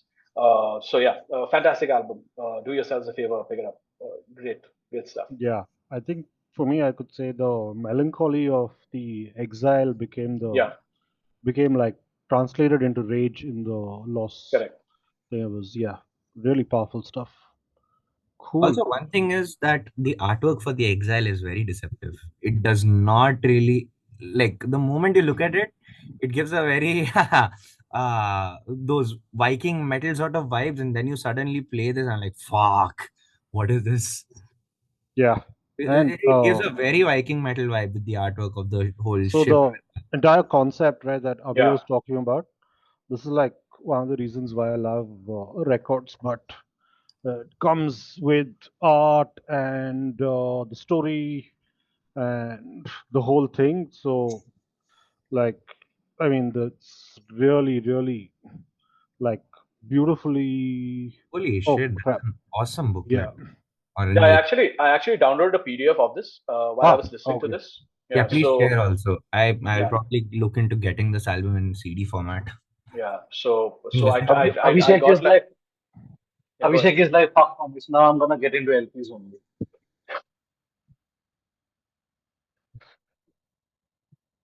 Cool. Okay, who's next? Okay. I think Who's even next? Vikram will like this. I love it. I get into collecting vinyls and stuff like that, even though I don't have a LP player at home at the moment. I Bro, mean, both of these are you and I things are collecting CDs and all, and we don't even have CD players, so we are in that stage. I do have, but not here. So technically, I don't have really. And yeah, that's what. Okay, who's Who next? we moving? to next? Lakshman.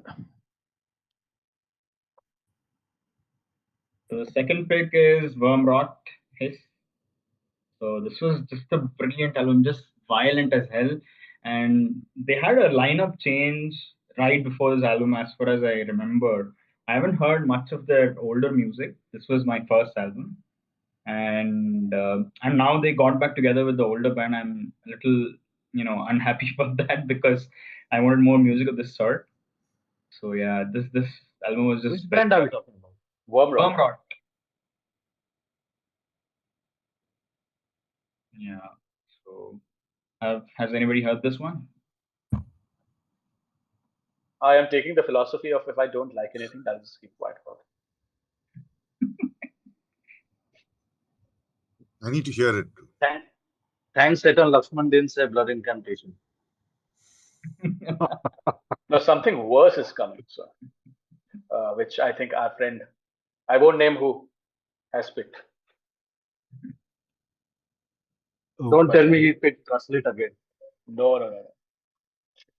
No, No, Gaslit you is need good. to give my. Oh, Charan. yeah. No, not. I was not talking about you. Charan. Okay. Sorry. I think the intro GK did speaks a lot. Cool. So you guys finished with the first one? Yeah, we're done. You're You almost wanna- done. Start with first- Sorry, Charan? Should I start with my first one or like? Yeah, go for it. Okay, I'm going to review "Still Sucks" by Limp Bizkit. Yeah, man, this album is really amazing. I mean, I just got into it last month. I hadn't heard it properly. But yeah, this album doesn't disappoint at all, like all the other albums Limp Bizkit have. So this is also like a bang of an album. It starts off with the first song, "Out of Style." You can like typically like recognize the Limp Bizkit style in the first song itself, with that DJ Lethal's, scratching and like the samples and West Boland's guitar work. Easily you can like find out like it's the same Limp Bizkit since 2000 which we're listening. And like this is the only metal band which haven't had any lineup changes. The members No, are they've still had. the same. They've had. They've had. I think members have also Multiple. left and come back. Even Everyone are the same, even now. No. They had Results an may vary album was where, different. Yeah, where only they, one. Only one. Results may vary. That was. That was a pretty significant change also because Wes only left. no, even the one with Eat You Alive and all of that, yeah. Yeah, That that was. results may vary. Results That's may Results vary. may vary. Okay, sure. So even DJ Lethal left, no? But he came back also. Yeah, He only came back, but I'm like saying but like he the was band on all the keep it. albums. Only for live, I guess he left. Yeah. But they were not even releasing anything for a while. Yeah. They were having a lot of record label issues, then a lot of issues between the band members and here and whatnot. But yeah, I mean, this is, I think, Limp Bizkit at their most self-aware with the Yeah. whole bad vibes and everything. They know, like, they are Yeah, the Bad biggest Vibes troll is the band. best song. I mean, like, can just vibe with that. Like, They just know that they are the biggest troll band right now in existence, so they just trolled with it. no, that they know from beginning because the song Nah, Love nah, Hate. nah, nah, Yeah. bro. I don't think so. They took themselves No, way they too were the most seriously, hated Charan. band from the beginning. Like, No. We knew it, Significant but Other and they all took it was themselves very oh, seriously. okay. Yeah, but see, Significant Other and all, I think those records are nice. For new metal standards, I think Significant Other is a belter album. But I I felt like in this album, West Borland, except for maybe Out of Style, took a lot more of a backseat. Even the Out of Style is pretty much signature West Borland. I think From the 8th song onwards, it sounds different. One song sounds exactly like Nirvana. I'm not sure which one that is. yeah, Kurt was I think definitely rolling in his grave. proper empty hole. I'm not sure. So, but however, love the hate. Like that song, it talks about all, like exactly how people used to listen to new metal at one point, and later they got into all old school stuff and they start hating. It's exactly about that. I mean, It that's talks what, right? exactly about that. That's what, right? It's a very self-aware album in the overall aspect of things. But Okay, I'll say this about current Limp Bizkit is that they still put out fucking fantastic shows. Is from what I've Yeah, seen live. I yeah, haven't heard this album, Charan, so I won't be able to tell you what yeah. I feel. Mhm. But they put out the shows or the clips that I've seen online. I think one clip a couple of weeks ago, my wife was showing me of she for some reason likes the biscuit. I don't know, Oh. but she showed me a clip of fucking break stuff in somewhere in Czechoslovakia or something, and that was some intense shit, man. I mean, people losing their minds over a band which was popular, like fucking as older than when Fuad was. Correct. You know what I mean? they are So an yeah, insane live band. That's for It's sure. yeah. So I'll say that about them, and to play into that self-aware bit, yeah. I mean, Fred Durst still hasn't lost it. Like, I mean, however old he become, I don't know what's there. Like, he still sounds the same. Like, Yeah. You can Self-aware now, tiny so that's bit why you he can hasn't hold. stopped whining about his life. That band is essentially, I think, Fred Durst is the identity of it, but the other four kind of get overshadowed, except for maybe Wes, because their bassist, I think Sam Rivers and John Otto, the whole rhythm section is pretty tight. yeah, I think man. they have the best rhythm section of that era. That is a hill I will die on. That whole instrumental section, because Wes Borland is very creative as a guitar player. If you Yeah. look into his riffing, it's simple but also very creative, because Correct. the effects that he puts in with and the live And these guys are performance- classically trained jazz musicians, apparently. Mhm. Sam Rivers and John Otto. Yeah. So, yeah, and that shows. I mean, they have very interesting sections, but obviously they have Fred Durst as well. So, yeah. GK's favorite band is Limp Bizkit. Did you know that? Fucking hell. I can't believe you spent 10 minutes talking about Limp Bizkit. But Same, yeah, same, okay. out of syllabus If you totally. can't, Couldn't relate yeah, at yeah, all. completely out of syllabus, bro. I mean, like, But when I was in mad school, respect for Charan, man. yeah, I mean, it's not like Charan's Charan are, listens to Limp Bizkit and then goes on to tell people, bro, check out the new album of Autopsy. yeah, So that was mad respect for him. yeah. Fucking hell. But like, high school grunge was the enemy. College new metal was the enemy. So it was like grunge. Okay, took me years to get into that whole genre. Now I quite enjoy it, but new metal, no. You'll Just never enjoy it. no. I just can't get I'll still into it. say that I would much rather listen to new metal than fucking metalcore. Then Okay. metalcore. Yeah, Huh. that's good. I feel metalcore is a genre like the metalcore that we know and which is popular. Anirudh, sorry, I love you, but I feel that's a genre for bedwetters. It's fucking sucks, man.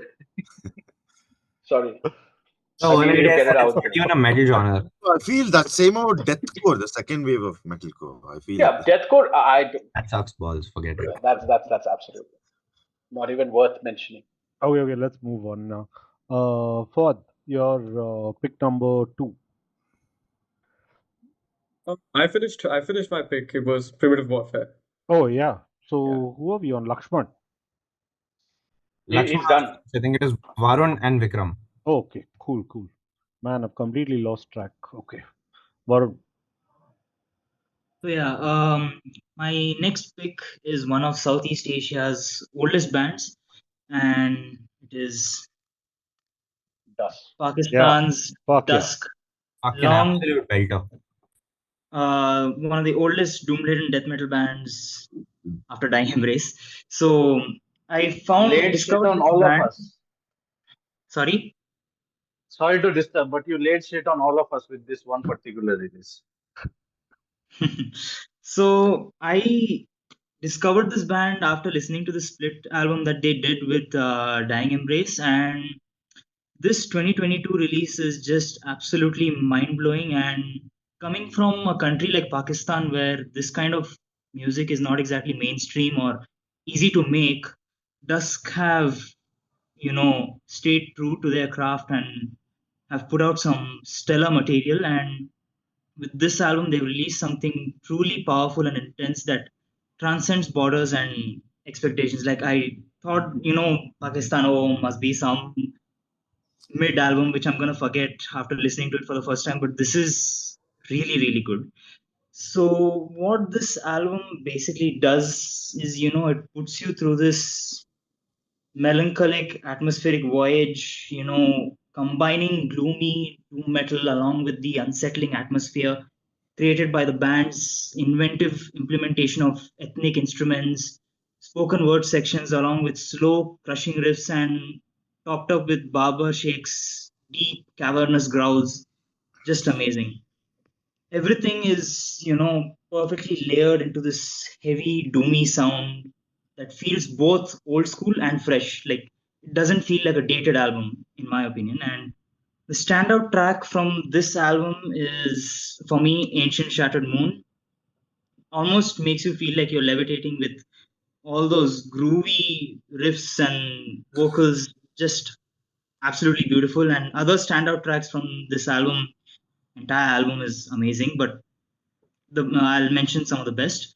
Eigengrau, Deconstructing Desire, which slow things down a lot more, and it creates almost this meditative vibe for the listener. And another song which stood out for me was Identity's Burden. Exceptional guitar solo on this track, really, really amazing, and just shows how talented, Barber is. Like the guitar playing is just amazing. Beautiful solo on this. And Dusk isn't just your typical doom metal. It's a blend of death metal, ambient sounds, power electronics as well, and that gives this album its own unique identity. There are female vocals as well, which only adds to the beauty of this release. Production retains the nice raw old school vibe. Very early Paradise Lost fans might understand what I'm trying to say. And the rough tone of the guitars just adds to the mood, which makes everything feel a lot more real and honest. And this release was a big moment for Dusk, as it was appreciated by a lot of fans in the scene in Asia and around the world, including me as well. And I personally feel that this release is one of the most original and unique albums released in this decade so far. It's deep, uncompromising, emotional, and unafraid to take any risks. Absolute amazing record. 10 out of 10 for me. Dude, Actually, I've heard that very long time back. There are. I think I have one of the demos as well. like released by Sahil, like on a compilation. Yeah. I now recognize that they're very doomy in death, like very old school doom death. Yeah, Babar's Correct. one of the Yeah. OGs of the South Asian scene. Yeah, I think early 90s he's been around. Dusk formed what 93, 94, demo in 94. But Yeah, that's this them only. album is fantastic, man. Imaginary Dead, like the best thing he's done so far. Absolutely brilliant, and pretty much what Varun said. Like early Paradise Lost is probably a good touch point, but also has its very own strong identity. A lot of what would you call it? South Asian folk influence, maybe. Identity's Burden Yes. has this part where it's almost like a Kawali section, I'd say. Yep. Yeah, like a very Kawali I mean, type vocal section, which just Even blew my Egan Grau, mind. I think, has one of those elements. Yeah. But this deconstructing desire, holy shit, the way that main intro riffs hit, like it hits back in the middle of the song, it just blew me away. Like that song gave me like instant goosebumps. This album overall is just like all killer, no filler sort of stuff. Easily, I yeah, think. what I loved about Babur was that he doesn't at all shy away from being creative. If Yeah. it's metal, he is not like bound by, okay, these are the structures of metal, I have to be bound by this. He goes ahead and do whatever the hell he wants to do, and it sounds so fucking good. I mean, it almost reminds me of similar albums like a lot of people have put experimentations on, like Master Hammer, that album which came out. Forgot the name. Fornicate. No, Ritual is the first one. Again, that is also very experimental. But this last album, I forgot the name. Fornicator or something like that. I think I was counting the number of instruments it had. It had more than 15 plus instruments in it See, but alone. the best So part about something similar. That's what Babar does it with, Dusk. I really respect him for that. More than how the music is and everything, he doesn't shy away from being creative. He See, puts the his best own part roots is into that he does metal. not bastardize the genre like a lot of the bands that we've seen lately. Like one Like thing I Bloody was Wood. thinking, I didn't want to name them, but well, fuck it, might as well.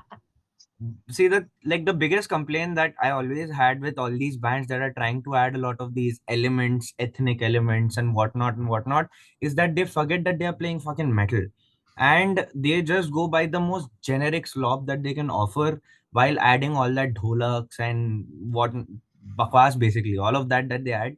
In that aspect, I have more respect for Babar because he has managed to keep the essence of that genre intact while still adding more elements, which is very tough to do in today's world because everything has reached like it's very difficult to create something new nowadays because everything has been done before, right? And uske upar, if you're adding elements, you need to be absolutely sure that it's not bastardizing the genre overall, which I feel Dusk achieved like with flying colors on this album. Yeah, like I when I think heard one.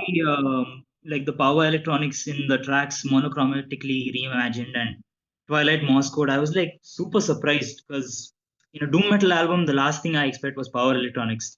And the good thing is, it doesn't feel out of place in this album. It blends in perfectly. It feels like should be there, and it's amazing. It's done so well. And there's, if I'm not wrong, in one of the tracks, I don't remember exactly which one. There's also saxophone, Yeah. which is such a good touch. I just love that part. It's amazing. There's also tabla, I I think think. that song is called "A Lament for the Departed" or something like that, along those lines. Anyway, so what I'm trying to say is it has more than Paradise Lost, Varun. I feel it has like a lot of cathedral inspirations. It has a lot of Pink Floyd as well, because there are a lot of acoustic landscapes and there is Yeah. that weight and there has that atmosphere with a very prog atmosphere. It's not that black metal atmosphere or that very extreme metal atmosphere. And what I like is there is that very smoke infused, heavy, fuzzy riffs, and the vocals were surprisingly melodic for me because uh, I'm not a huge fan of this band, but even for me, I thought the melodic the entire melodic hook of this band is something which we've not seen from the scene as much.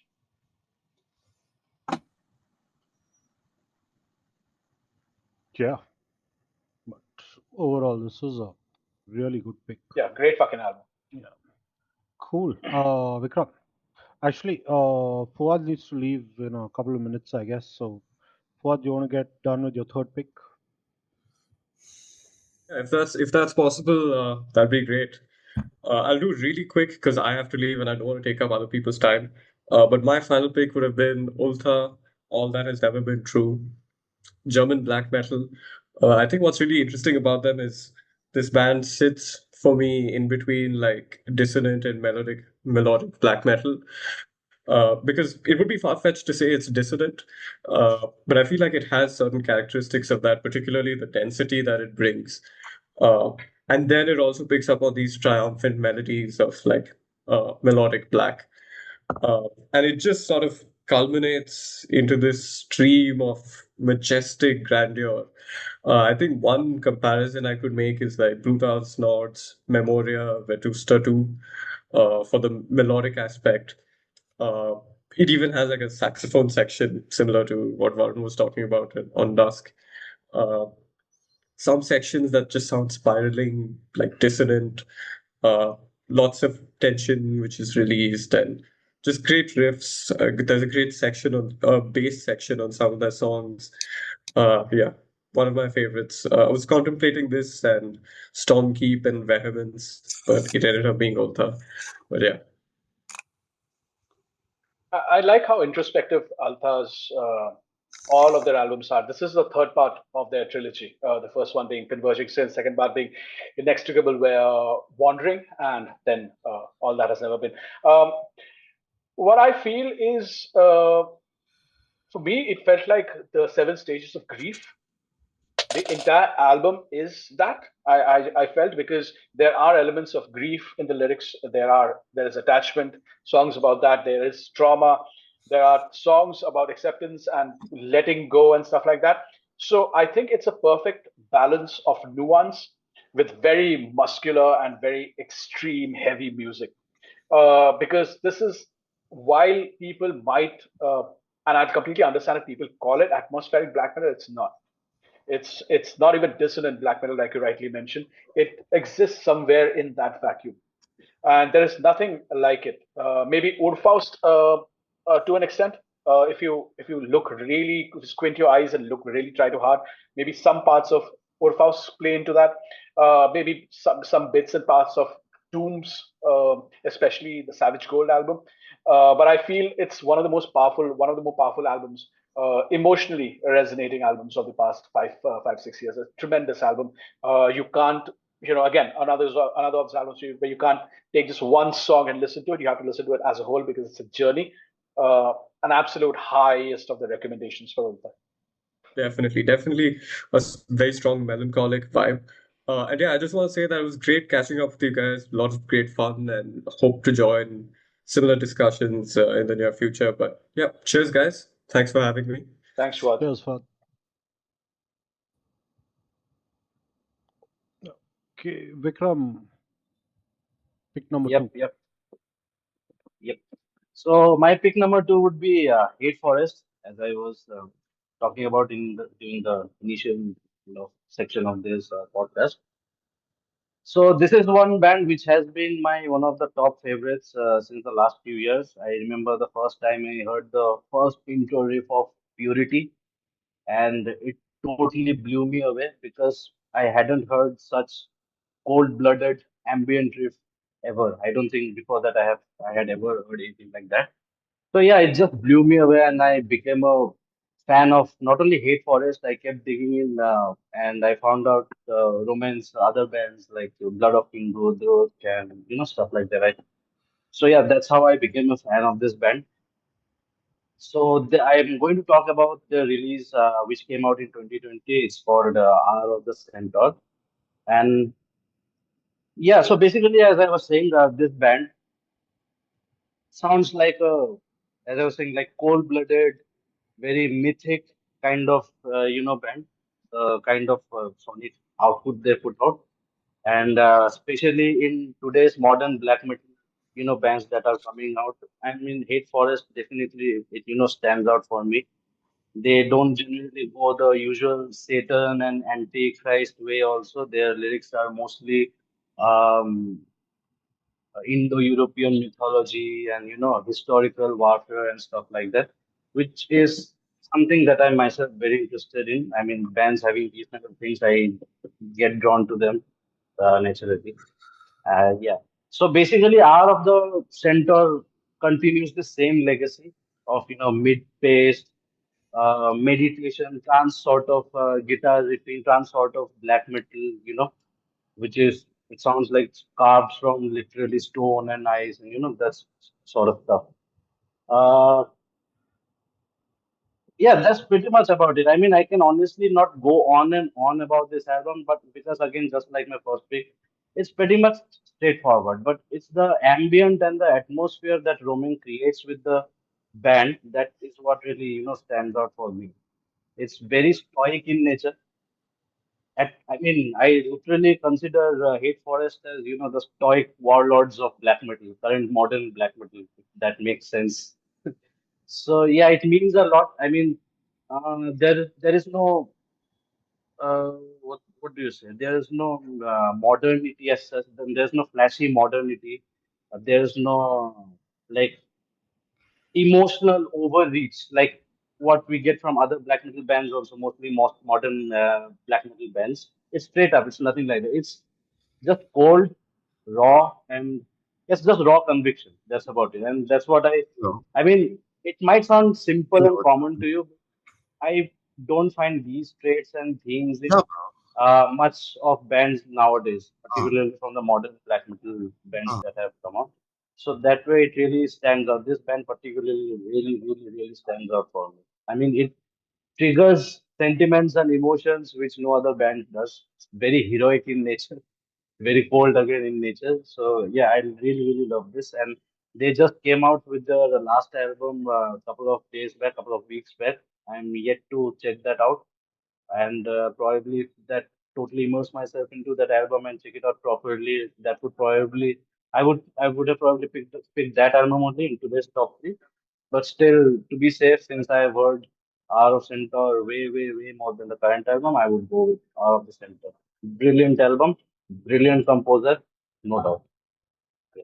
Yeah, great band. Just putting it out there though, if Hate Forest are the warlords, would that make Druk the philosophers of black metal? Sorry, can you just repeat that, JK, if you don't mind? I just lost you for 2 seconds. I was saying if Hate Forest are like the warlords of black metal, which I think is a apt description, would that make Druk the philosophers of black metal? Yep, sort of. Yep, definitely. Yeah, well, great I stuff. Yeah. Hmm. I think Yeah. this album also has a very strong emotive core, and how he does it is the same methodology Yeah.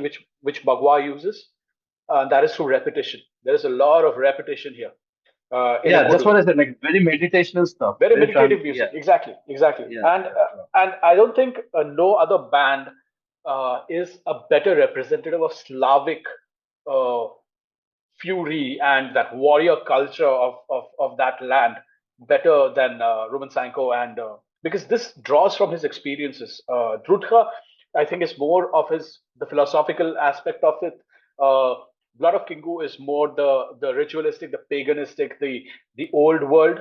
I think this is a more channeling of his fury because of what his country has gone through and is going through. yes, Uh, yes, correct. and I feel there is that icebound anger and that warrior solitude. It's a very solitary album. That's if I can put it that way. It is very potent, and I think the only album which comes close to this is their latest one, against all Against all odds. odds.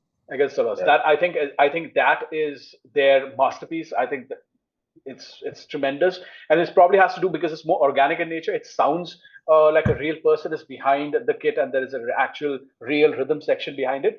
But the one word, if I can use to describe Out of the Centaur, is it's feral. It's mercilessly urgent, and there are obviously comparisons you can draw with other bands, etc. But he is I personally feel that this is his outlet for his aggression, where others are more meditative and more ritualistic in nature. Yeah, because see, borderline sometimes they are also considered as an NSBM band also. I particularly have It's not true. not sure like exactly for what. I mean, people have different opinions. Why is a band NSBM? Why is it not? Many times there are legit reasons, but most of the time it's just that people just want to talk shit about a band. I mean, that's what it is. But yeah, these are the traits, these are the aspects that personally I also get drawn to. Not NSBM or Nazi, the war culture, the discipline, the routine, the military aspects, basically everything related to war and battle and stuff like that. It's really interesting, and with Hate Forest, exactly that is what he is doing.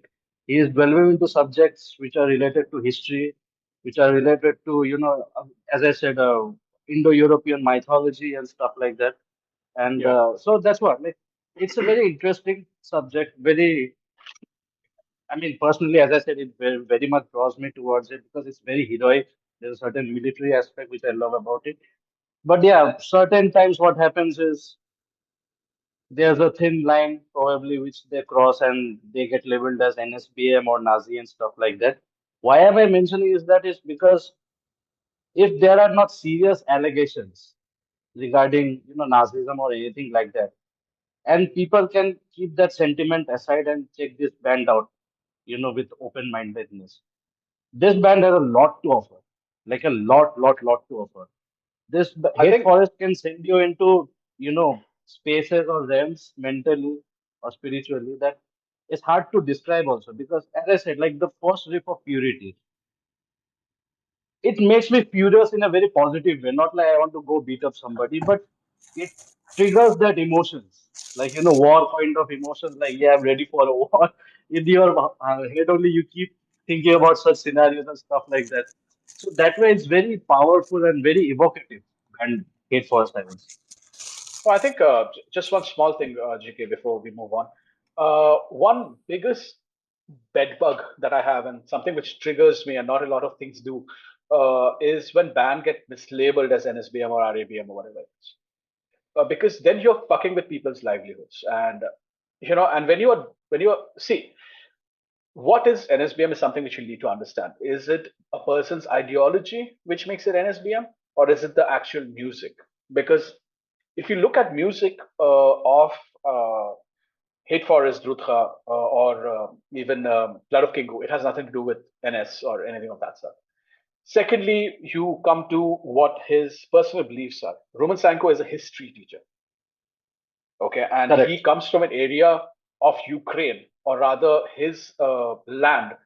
Most of his inspiration draws from the Second World War, where Ukraine was being rammed by both the Russians and the fucking essentially by the Germans and the Russians. So they caused something very similar to what happened in India. Is they caused a famine. The Russians caused a famine, which is why the Germans said that we will help you, and they had the entire nation of Ukraine had their allegiance towards the Germans.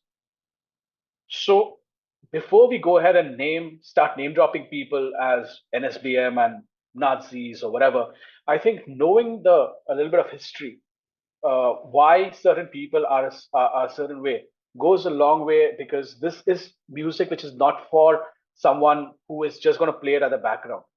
This is music for serious people, and if you are You have extreme to and you immerse like yourself. extreme stuff, might as well read up on that. So Mhm. that shit I mean, really I mean, triggers me. I mean that way. If you really think about it, 20 years back when internet was not this common like it is today, 20 years back when you didn't have these pseudo movements that you have going on in today's age, I'm pretty sure 20 years back, before 20 years, Lemmy would have been labeled as NS And he because was.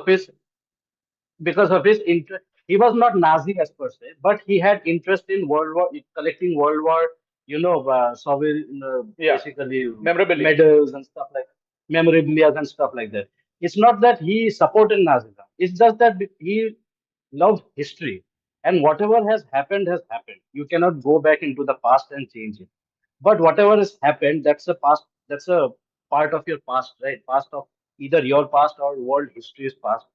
So either you can take interest and see what, I mean, we all have human minds. We are what inquisitive and explorative by nature. So it's always a sort of curiosity. For me, it's curiosity. I would go back and check out all sorts of Nazi stuff and everything because for me that will be okay. What made such a ghastly, disaster or mass genocide in 1940? I mean, in those areas, and I mean that has already happened, and I cannot go back and change that. But exactly whatever has happened, if I can come across and see those, okay, these are the things which are related to this particular incident, it would be interesting to me. Like, okay, this is a part of the history. Whatever has happened. I don't care.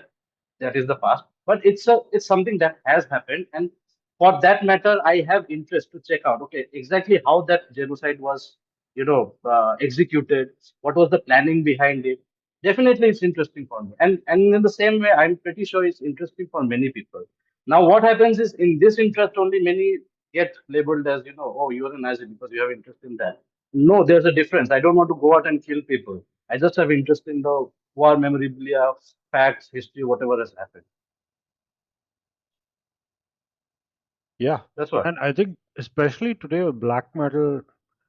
Oh my God, Bhasmasura himself. What's up, Govind? Here's Govind. Boys, good Lakshman, to see you all. Lakshman, hey Lakshman, your title of hot take is God. The king of hot Yeah, takes the is king here. of hot takes is here Title of? to usurp your throne, huh? Title No, of what? we were Hot calling takes. Lakshman the king of hot takes, but now that you're here, Of Govind, course, of course. yeah, you can take that throne, Macha. It was always his. Say hi to the homies. Shashank, is it? Well, listen, come. Yeah. Yo, what's up? Oh my God. Oh, entire gang is here. Nice. Shall we move on? Yeah, let's move on. Abhi, back to you. Final pick.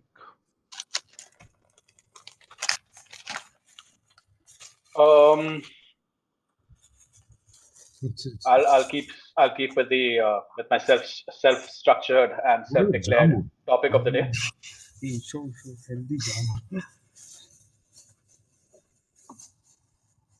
Sharon, do you if you could just thanks. My last pick of the best albums of 2020-2024. It would be remiss of me not to mention Achilles with Melino from 2020. Achilles, in fact, is a band which was started by Nas Alchemeth. He was him from Nightbringer, Bestia Arcana, Aortos. It actually started as a pure dark ambient outlet for. Hey, hi, bro. What's up? Hey, what's up, macha? So much, huh? Drank nicely. Charan, just go on mute now. Oh, sorry. Where was I? Sorry. Yeah, no problem. I completely forgot. Anyway, so it began as a dark ambient band, and it evolved into the black metal band that we know and love with the Dreaming, which was released in 2015. In fact, I discovered Dreaming in 2016 or so as I was surfing for stuff to listen to while I was reading, and it freaked the fuck out of me because it was almost like having sleep paralysis, and ironically, the album is about sleep paralysis, and it's one of the most powerful, evocative bands currently playing. I don't think anyone, when it comes to atmosphere, I don't think anyone can top them because they are the actual real deal when they talk about Satanism and stuff like that. These motherfuckers are actual ritualistic in their nature, like they have lived experiences. And he draws Nas's lyrics, they draw from esotericism. You have alchemy, you have occult literature that he references. He's influenced by bands like Emperor, Arcturus, Rotting Christ, and obviously dark ambient bands like Gnaw Their Tongues, etc. It's primarily, or it was primarily, a solo venture, but I think he has like a couple of people who play with him. It again is an exploration of the nightly terrors and the spiritual gravity of nocturnal visions. The lyrics are often very ritualistic. They have chants like in songs like Rise Up, Bow Down, stuff like that. They mimic the terse immediacy of Nightmare. The album structure, again, this is also another album which you should listen from start to end. The structure is powerful. The ambient sections are actually, they lull you into a false sense of security, so as to say. And then you are hit with that high torrent of the riffs. And the good thing about, and what's surprising about these guys is they write like very triumphant riffs. The riffry of fucking Achilles is like next level. And it's, in my opinion, my favorite riff writer currently in the scene are these guys and Panzerfaust. And, about talking about some of my favorite tracks, there's a song called Somniloque, which is almost like a chant about cleaning your house and your nearby surroundings, so that you get good dreams.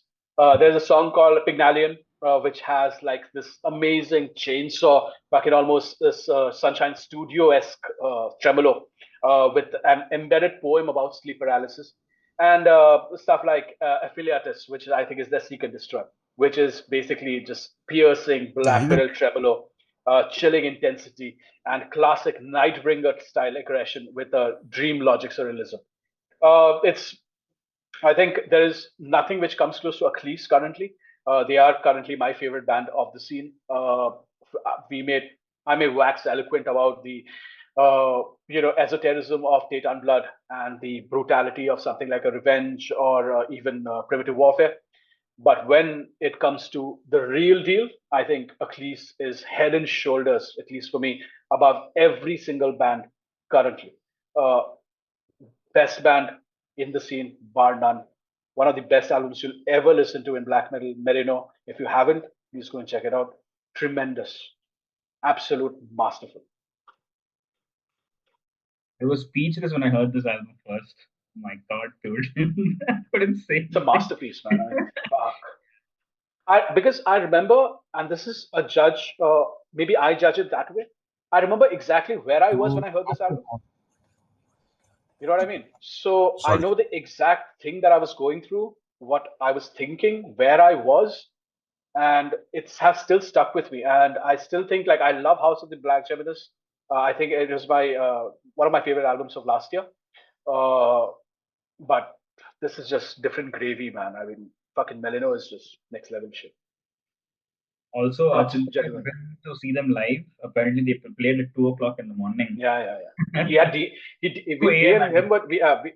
Him and I were just discussing on DMs about Achilles and some of the stuff, and he actually DM'd it to me. And it freaked me the fuck out because it was actually at night, and it was just some intense shit, dude. Badass, absolute perfection. Cool. So Varun needs to leave. So Varun, if you want to just go with your third pick. Thanks a lot. Lastly, I would like to talk about the 2020 release by Ukrainian black metal legends. I don't know if it's visible. Khors. This album is black titled. metal, I can only see black. So this album is titled. Yeah. Yeah. This album is titled Where the Word Acquired Eternity. And this is actually a concept album, and the story of the album was revealed by the band, and it's inspired by the Executed Renaissance, a tragic period that occurred during the 1930s, if I'm not wrong, in their hometown of Kharkiv. So it's mainly based around this thing called the Slovo House in Kharkiv, which has mainly inspired the creation of this album. It was basically like this safe space for many Ukrainian intellectuals, artists, and authors in the 30s, and most of these people were arrested and killed under Stalin's brutal regime. And this album shows how Ukrainian culture and civilization has always been under constant threat. So Khors, as always, they do what they do best in this album, and that's infusing their style of aggressive, violent black metal along with their calm and emotional movements. And there's this very great, there's a great balance of the heavy parts and the quieter atmospheric moments. So there's a very beautiful dynamic interplay between the intense blast beats and the heavy melodic guitar work, contrasted with delicate passages of acoustic instrumentation, even piano as well. So some of the standout tracks on this album were Starvation, the opening track, full on intense and powerful, and Bliss Forsaken and Beneath the Keen Edge of Time as well, are a lot more slower and much more emotional compared to tracks like Starvation and what else? And Life Shall Harvest Once Past.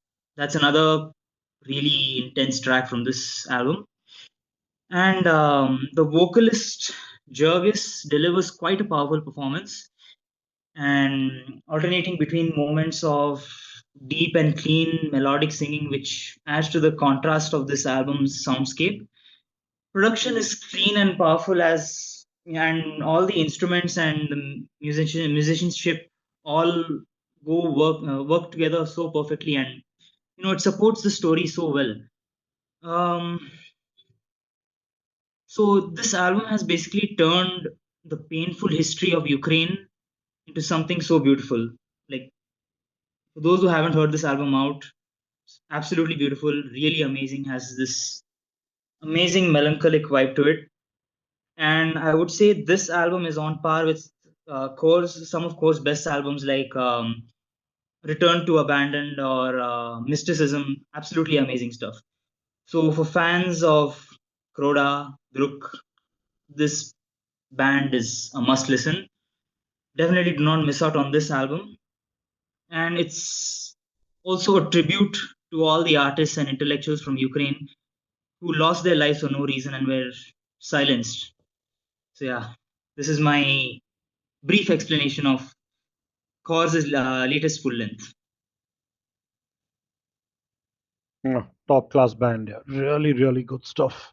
I mean, I think we could do a separate podcast discussion just on the Ukrainian black metal scene. But Khors, I guess, are pretty much one of the OGs. At least I remember listening to them long back, and they've just been consistently great stuff. Yep. Of course. So guys, I'll be leaving now. Thank you so much for hosting this GK, and it was really good to catch up with everyone. Cheers, guys. Cheers, Varun. Thanks for joining. See you. Cool. Honey, final pick. Yeah, so my final pick will be Blood Ceremonies, The Always Remain.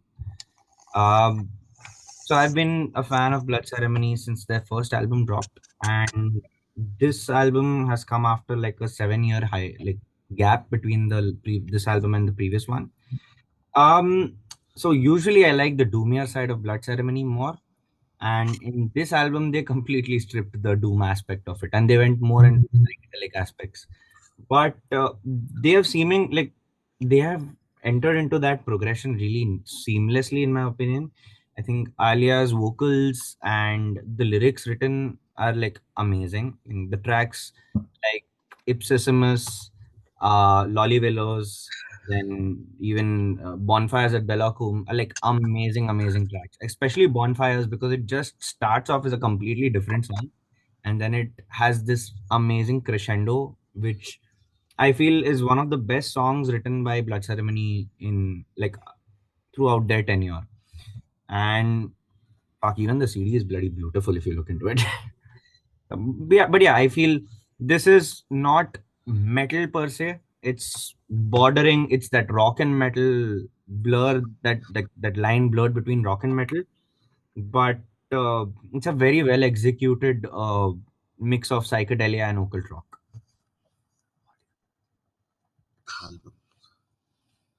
Yeah, I listened to this album a lot the year it came out. This is what, 22, right? 23. 23.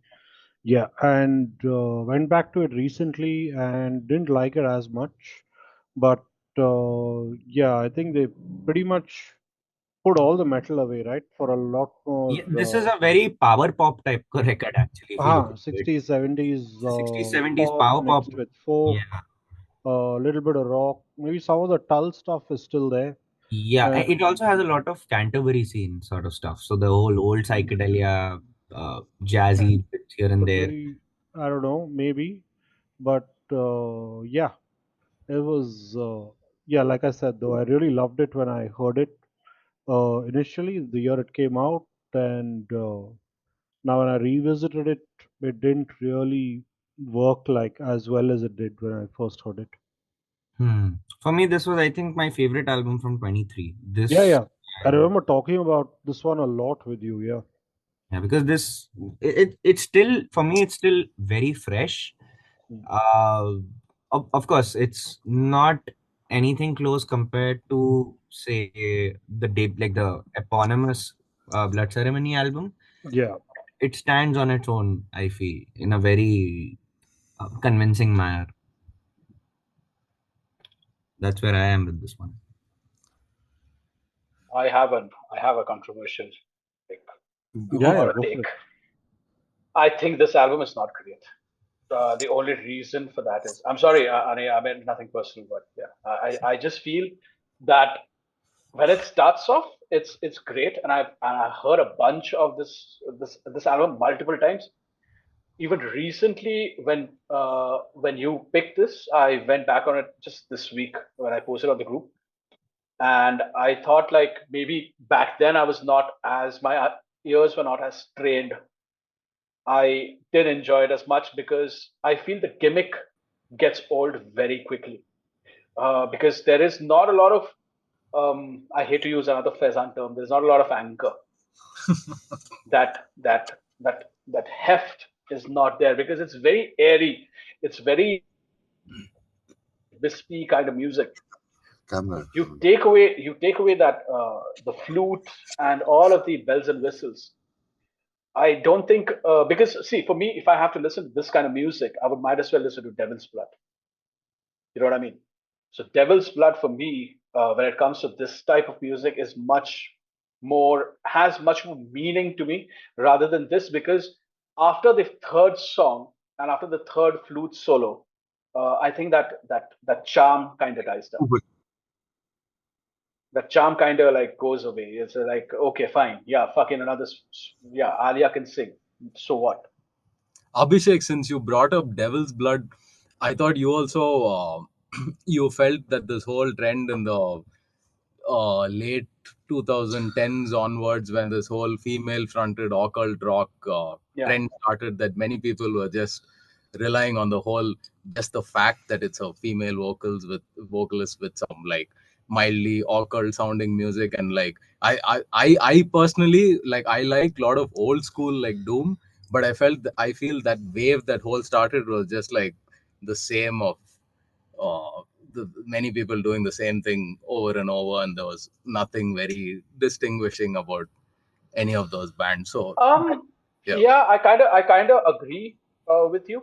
There was not a lot of dynamism, so Yeah. as to say, in the scene, which kind of separates something like a Devil's Blood because that is more transgressive, that is more steeped because that is what they believe in. They have lived experiences, so it comes across as very real. I am not aware of if Alia and her bandmates are into this kind of shit because it just comes across as very pop, as Ani rightly mentioned. It is pop music, but it is fine. This is You the know, same way you look at Ghost, right? You don't look at Ghost as a metal band per se. Like that's your equation with them. Kind of do on that. yeah, Pop but Ghost is not marketing itself as a metal band. They are Neither are these guys, for that matter. They don't market themselves as fair a fucks. metal Maybe, band. maybe, yeah, And maybe, for maybe, that yeah. matter, I'd say that whole female fronted this thing, I think Blood Ceremony actually stood out as the better bands during that scene, especially early on, because there were too many of those bands Yeah. who were reliant on the woman in the band. Like Lucifer is the best example I can give. Like they just are dependent on the fact that their frontman's a chick. That's about it. But that's a trend from before itself, right? Like, Yeah, of course it is there, but that whole 2010s onward, it's all like yeah, a big boost. even perhaps like even 90s theater of tragedy and all that, like they've all like relied so much on the female vocals. Yeah, But they did. Arey, But one thing I will tell you, Blood Ceremonies, Blood Ceremony Oh, sorry. massacre, dude. your voice went off, bro. oh, sorry, your signal broke. Did Massacre. Did you Oh, say shit. Blood Ceremony Mogs Massacre? Oh, sorry. Yeah. See your camera just froze right now and your audio went off. That audio Mogs Massacre. I think all the picks in this discussion mock the massacre. Yeah. Shit, just because of Camly. And that also means still sucks mock the massacre. So Oh my god, no, dude. Please. Can we just stop talking about Limp Bizkit? Fuck, I'm getting so Oh badly shit, triggered man, right now. like, Dude, fuck I yeah, think he Limp didn't Bizkit. want only. this is, Like, by GK, the, like, unlike the previous podcast, this is not my demon. This is Charan's. Hey, no, we all three of us wholeheartedly hail Limp Bizkit. Yeah, I know. You Good do, but the lord. podcast moderator does not. Yeah. That's the thing. Seriously. Biscuit on The difference is Okay, Hales, Okay. bro code. This is my second. So oh, Yeah. nice. All right, I'll have to push off in a little bit, but I'll just say this. If you want to kind of revisit this album, I'd also say follow along the journey of Blood Ceremony, because this is, in a way, like, if you've been with the band from the start, then I feel you'd relate with it a little more. But yeah, overall, I just say this. This was my favorite of 2023, and I think still one of my favorites. no, I really like Blood Ceremony. Don't get me wrong. I do. I like that. I like the previous albums better. That's all. don't worry, Blood man. Ceremony. Sure. This one always remained. It didn't connect with me because, like you also mentioned, and like GK also mentioned, that heaviness was only gone. They've gone pop now. They've gone like Yeah. it's proper power pop meets psychedelic stuff. So Correct. I've you never like it, you heard like it. You don't. I've never That's what heard I the think. phrase power pop before. No, hey, You learn power pop something. is yeah, it's a very famous. Bro, few days back, somebody shared an album on the group. It had all the fucking subgenres of metal I had ever heard. That's Doom, acid. death, black, thrash, Which jazz, band was everything. this? I don't know. Somebody had shared. I National think market. either Abhishek or somebody. For me, speaking of which, side topic, since you bring that up, I feel acid bath is a good example where it's a fuse of multiple genres. Suddenly it's industrial, suddenly it's doom, suddenly it's like death and thrash. Suddenly Which brings us to I think GK and Vikram's final pick, which is a I'll have to. combination of all of it. Yeah, I'll have to. Oh push shit! off. Are we waiting for? So Yeah. thanks guys for having me. Cheers, Ani. Thanks, Thanks Ani. for joining. See you, man. Bye guys. All the best with Bloodkill and Yeah, all the man. good stuff. radionuclides also. Sure. Hey, what, bro? That wasn't any Kiriks. I know, but the underlying Kirik is already understood. No, bro. Bye guys. Yeah, see you. Cheers. Should I talk about second pick? Because I think second. Yeah, go for it. Okay, second one is Rob Zombies, the new one. The Luna Injection Kool-Aid Eclipse Conspiracy. So this album is again, it's sounding really good, and it's like the older ones. It reminds you of Hellbilly Deluxe, and it's got that same vibe, the strip club music vibe. It's exactly like that, and some songs remind you of Feel So Numb, like the Ballad of Sleazy Rider, and the Triumph of King Freak, and Satanic Rites of Blackula. So all that really reminds you of their old albums, like The Sinister Urge, Hellbilly Deluxe. And yesterday we were listening to Crow Killer Blues. Like even Govind loved it a lot. Like, so this is a bang of an album again. I mean, we've got artists like who changed their music style over the years, even new metal. But like some of these artists like Limp Bizkit and Rob Zombie, they've kept it like still Limp Bizkit going with are the same vibe. still there. Yeah, of course, man. I just spoke about the album. Oh, before we came. Yeah. I don't know. No, I think with Rob Zombie, I think I gave up. I haven't listened to anything of Rob Zombie since the album which had that Edge ka song, Never Gonna Stop. Yeah. I think after that, which was like some fucking 25 years ago, I haven't heard anything from Rob Zombie. But I'll give this to him. He has some of the best, or the coolest, not the best, but the coolest looking people, and some of the coolest people in the scene play for him. Like in the 90s, GK, you might be able to remember, he had Shawnee Assault on bass. Everyone's like, I was fucking 8 years old or some shit like that when I saw for the first time, and I had a crush on him. Yeah. So that's some intense shit. They had John 5. I don't know why John- John 5 plays for fucking Rob Zombie, but Rob he Zombie, does. yeah, but he does. Yeah. Abhishek, one more side hails for Rob Zombie is ECW. Yes. Thunder I Kiss was just 65. coming to that. Yeah, and my introduction to Rob Zombie was Thunder Kiss 65 through fucking ECW. Yeah, it's a. Yeah. So for me, that's where it starts and ends with him. Yeah. Go ahead. I have a question. Sorry if I interrupted you. tell what. Are Rob Zombie and White Zombie the same people? Yes. Yes. So White Zombie was the band. And Rob Zombie is the vocalist of Yeah, White Thunder Zombie, Kiss also then White became Zombie a only, I solo think. artist. He broke But up. they sound the same. They sound the same. Same shit. What There was is it? no change Cherry in sound Moon. at all. Hey, no, Cherry Moon. I will disagree. I What was the absolutely love White Zombie. Yeah. But you And don't think solo release. Last Exorcisto, which is where your ECW song comes from. Yeah, correct. That's also Astro Creep, right? They had this guitarist called Jay Younger, who I think now has a studio somewhere in Las Vegas. That dude had massive riffs, and that made a huge difference to their sound, right? Yeah. Also, you had on the second album, you had Tempesta on drums, Yeah, John Tempest on who drums. was backing up Isolde. So they had a fantastic rhythm section as well. Once he moved to his solo career, I like Hellbilly Deluxe. It's like decent time pass, but it also became a lot more pop. Like One thing I'll say about Rob Zombie is, regardless of where his tastes lie, it's very unfiltered what he gives you. yeah. No, live is very bad. Actually, he's got some issues.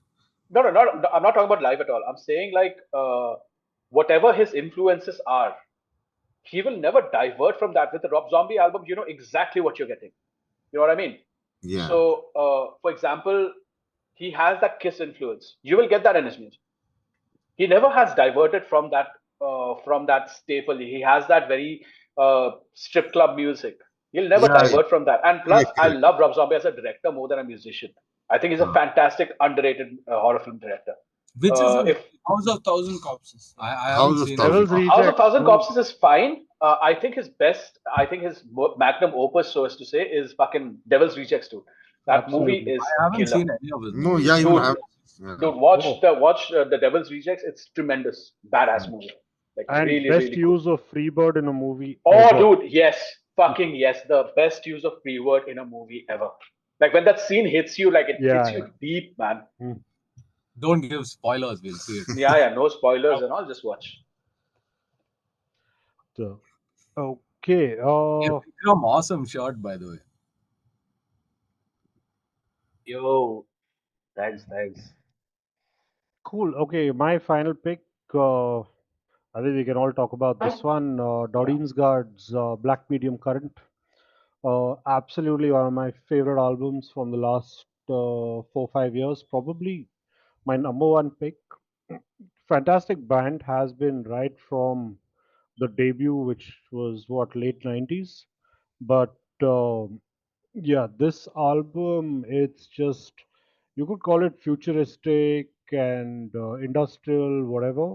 But for me, especially in comparison to, let's say, 666 International, or what was the other one? Alpha Omega, Umbra Omega. Add Umbra Omega. Add Umbra Omega. Right? Here, it felt like the scope became huge. It was like the soundtrack for like an Eastern European sci-fi film that was probably banned by the government and never got released. You know, it was just massive, man. There's this cinematic feel to the whole thing that just grabs me every time. And yeah, it is dissonant, it's melodic at the same time. It's maybe not as heavy as some of their earlier albums. It's more textured, it's more dependent on soundscapes and ambience, while keeping that whole electronic black metal thing still going, right? But absolutely fantastic album. I'll just say, before you ask me my third pick of the day, I will just join in with you. You're on mute, Vikram. Oh, I'm sorry. Am I audible now? Yeah. Yeah. So I would just say that I'll I'll directly say my third pick is also going to be the same as GK. I'm sorry I couldn't pick anything else because I thought that wouldn't do justice to actually what I love. So it's okay if GK starts with this. We all love this album, so we can talk about this album anyway. So yeah, as GK said, it's perfectly. I mean, for me, it's almost like a, you could say, as they say, right, metaphysical state, metaphysical realm. So this is that sort of metaphysical opus which has every fucking emotion that I have come to know of in life. It has pain, it has introspection, you could say it has philosophy, then Abhishek and Achin just favorite, this has dissonance as well at the same time. So there are lots of moods, that's going on in the entire album. It's like a through and through journey. I remember there was this interview which I was watching last year. I think it was by Rauta only, or yeah, I think it was by Rauta only, where Vikotnik has talked about this particular album, and there was one particular instance where he mentioned that while writing songs for this album, his idea was to uh, be in a narrative of a, let's say, a woman stranded in a lone, jungle with her child. Her child is scared, and she is trying to sing lullabies to, comfort that particular child. And the environment is a very dark, eerie jungle, night, and that sort of stuff. I could instantly relate with that sort of atmosphere. I mean, I'm not a woman or a child also, but I could figure out that what he was going behind. That was Nice. pretty fucking Yeah, that was transcendental very for me. descriptive of you. I mean, yeah, that was very transcendental of me. I hadn't heard anything like that before. I mean, if you think about it, 20 years back in '96, Dodensgaard redefined avant-garde music with 666 International. After 20 years, they are still with Black Medium Curry. It feels like they are still 3 years ahead of this particular avant-garde genre of music. They have consistently been very futuristic with his approach, particularly Vikotnik's approach, And musically, if you see this album is so mature, why I consider it very mature is because technically it stays on key and the next moment it goes out of key deliberately, but still maintains the musicality of every fucking thing. So it creates sort of dissonance, the discomfort it creates. It really, really, really, it touches you. And plus, Vikotnik's vocals are very fucking haunting. I mean, tell me one style that he hasn't incorporated in this album. It has spoken words. It has his screams. It has him crooning. Basically, it has his monologues as well. Every fucking thing. The entire album is a journey. It's something that I hadn't heard before. I mean, I have heard 666 International. It was already genre defined sort of stuff for the year it came out in 1996. Then 99. probably you would start thinking, okay, I mean, however much innovation could have been done, it has been done. What more can you do? And then he will throw you off with, blackcurrant medium. I mean, this was really, really, to be honest, the first time I heard black medium current, I'm sorry, uh, I was not really convinced because there were a lot of different things going on. But honestly speaking, it's the second listen from there onwards, it started picking with me. And I discovered the more I listened to that album, every fucking time I could hear some new underlying melody, some new underlying things which I hadn't heard before. And why am I telling you about this is because it's not like some technical prowess or anything like that. Oh, there is a certain melody there. You should check that out. Nothing like that. Those underlying melodies which you haven't heard before, and all of a sudden when it comes out, those melodies again trigger some sort of emotion, and you will be like it's shocked. Okay, what is this emotion? What is going on with me? So those sort of instances, it has happened a lot with this particular album, and I have immense respect for the guys behind this album. This is not. I consider this album not earthly at all. This is definitely extraterrestrial shit. Yeah. Yeah, for me, I consider Black Medium Current as more of a cosmic ritual. You know, it's a meditation on the void that there is, a testament of what happens when black metal is actually crafted by masters of the craft. Like you have Vikotnik, that motherfucker played in Ved Twins Ended. You know what I mean? So he is a master of his craft. I mean, the vocal performance in itself, he's not even the vocalist of this project. He was not the vocalist. So the vocalist, He was the Aldran. drummer and guitarist, I think. Yeah. He also used to Aldran be was prime committed drummer. to a mental facility, and which delayed Dorham's cut, but like a decade or so. And then he comes back, and his vocals are a revelation. Yeah, you listen to something like an Ed Melter, the first track.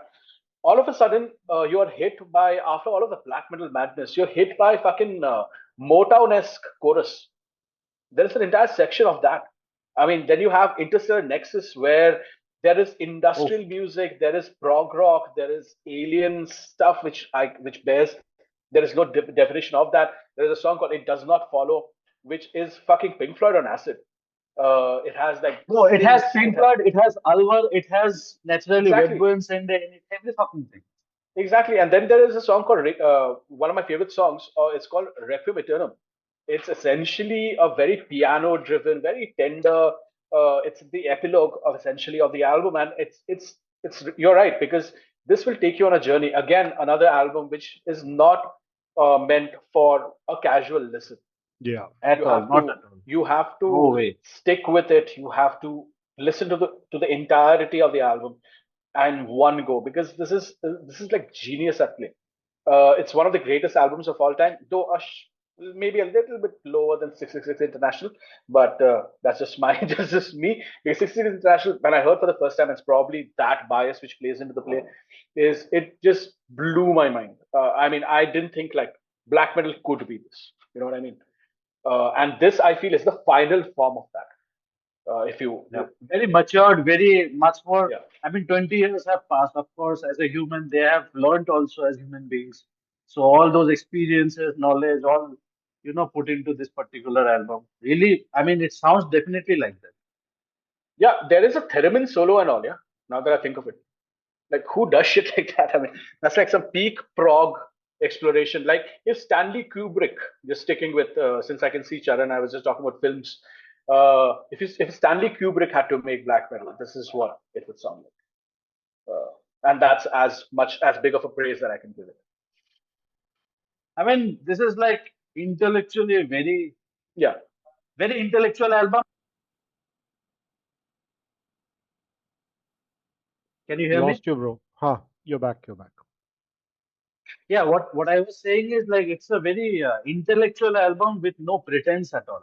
Yeah, it's intellectual, but at the same time, no fucking pretense. It has that darkness, but that darkness also have it has depth. You can definitely get into the depth and explore a lot of things. That sort of darkness it is. I love it. I mean, the kind of experience this album gave me. I am primarily a very atheistic kind of person, very atheist person. I don't believe in a lot of non-tangent or spiritual shit. But if somebody has to come and ask me what is spirituality for you, this was very closest to that. This album. What is God? Black medium current. Not God also. It was very spiritual. It was very personal. That's what I want to say.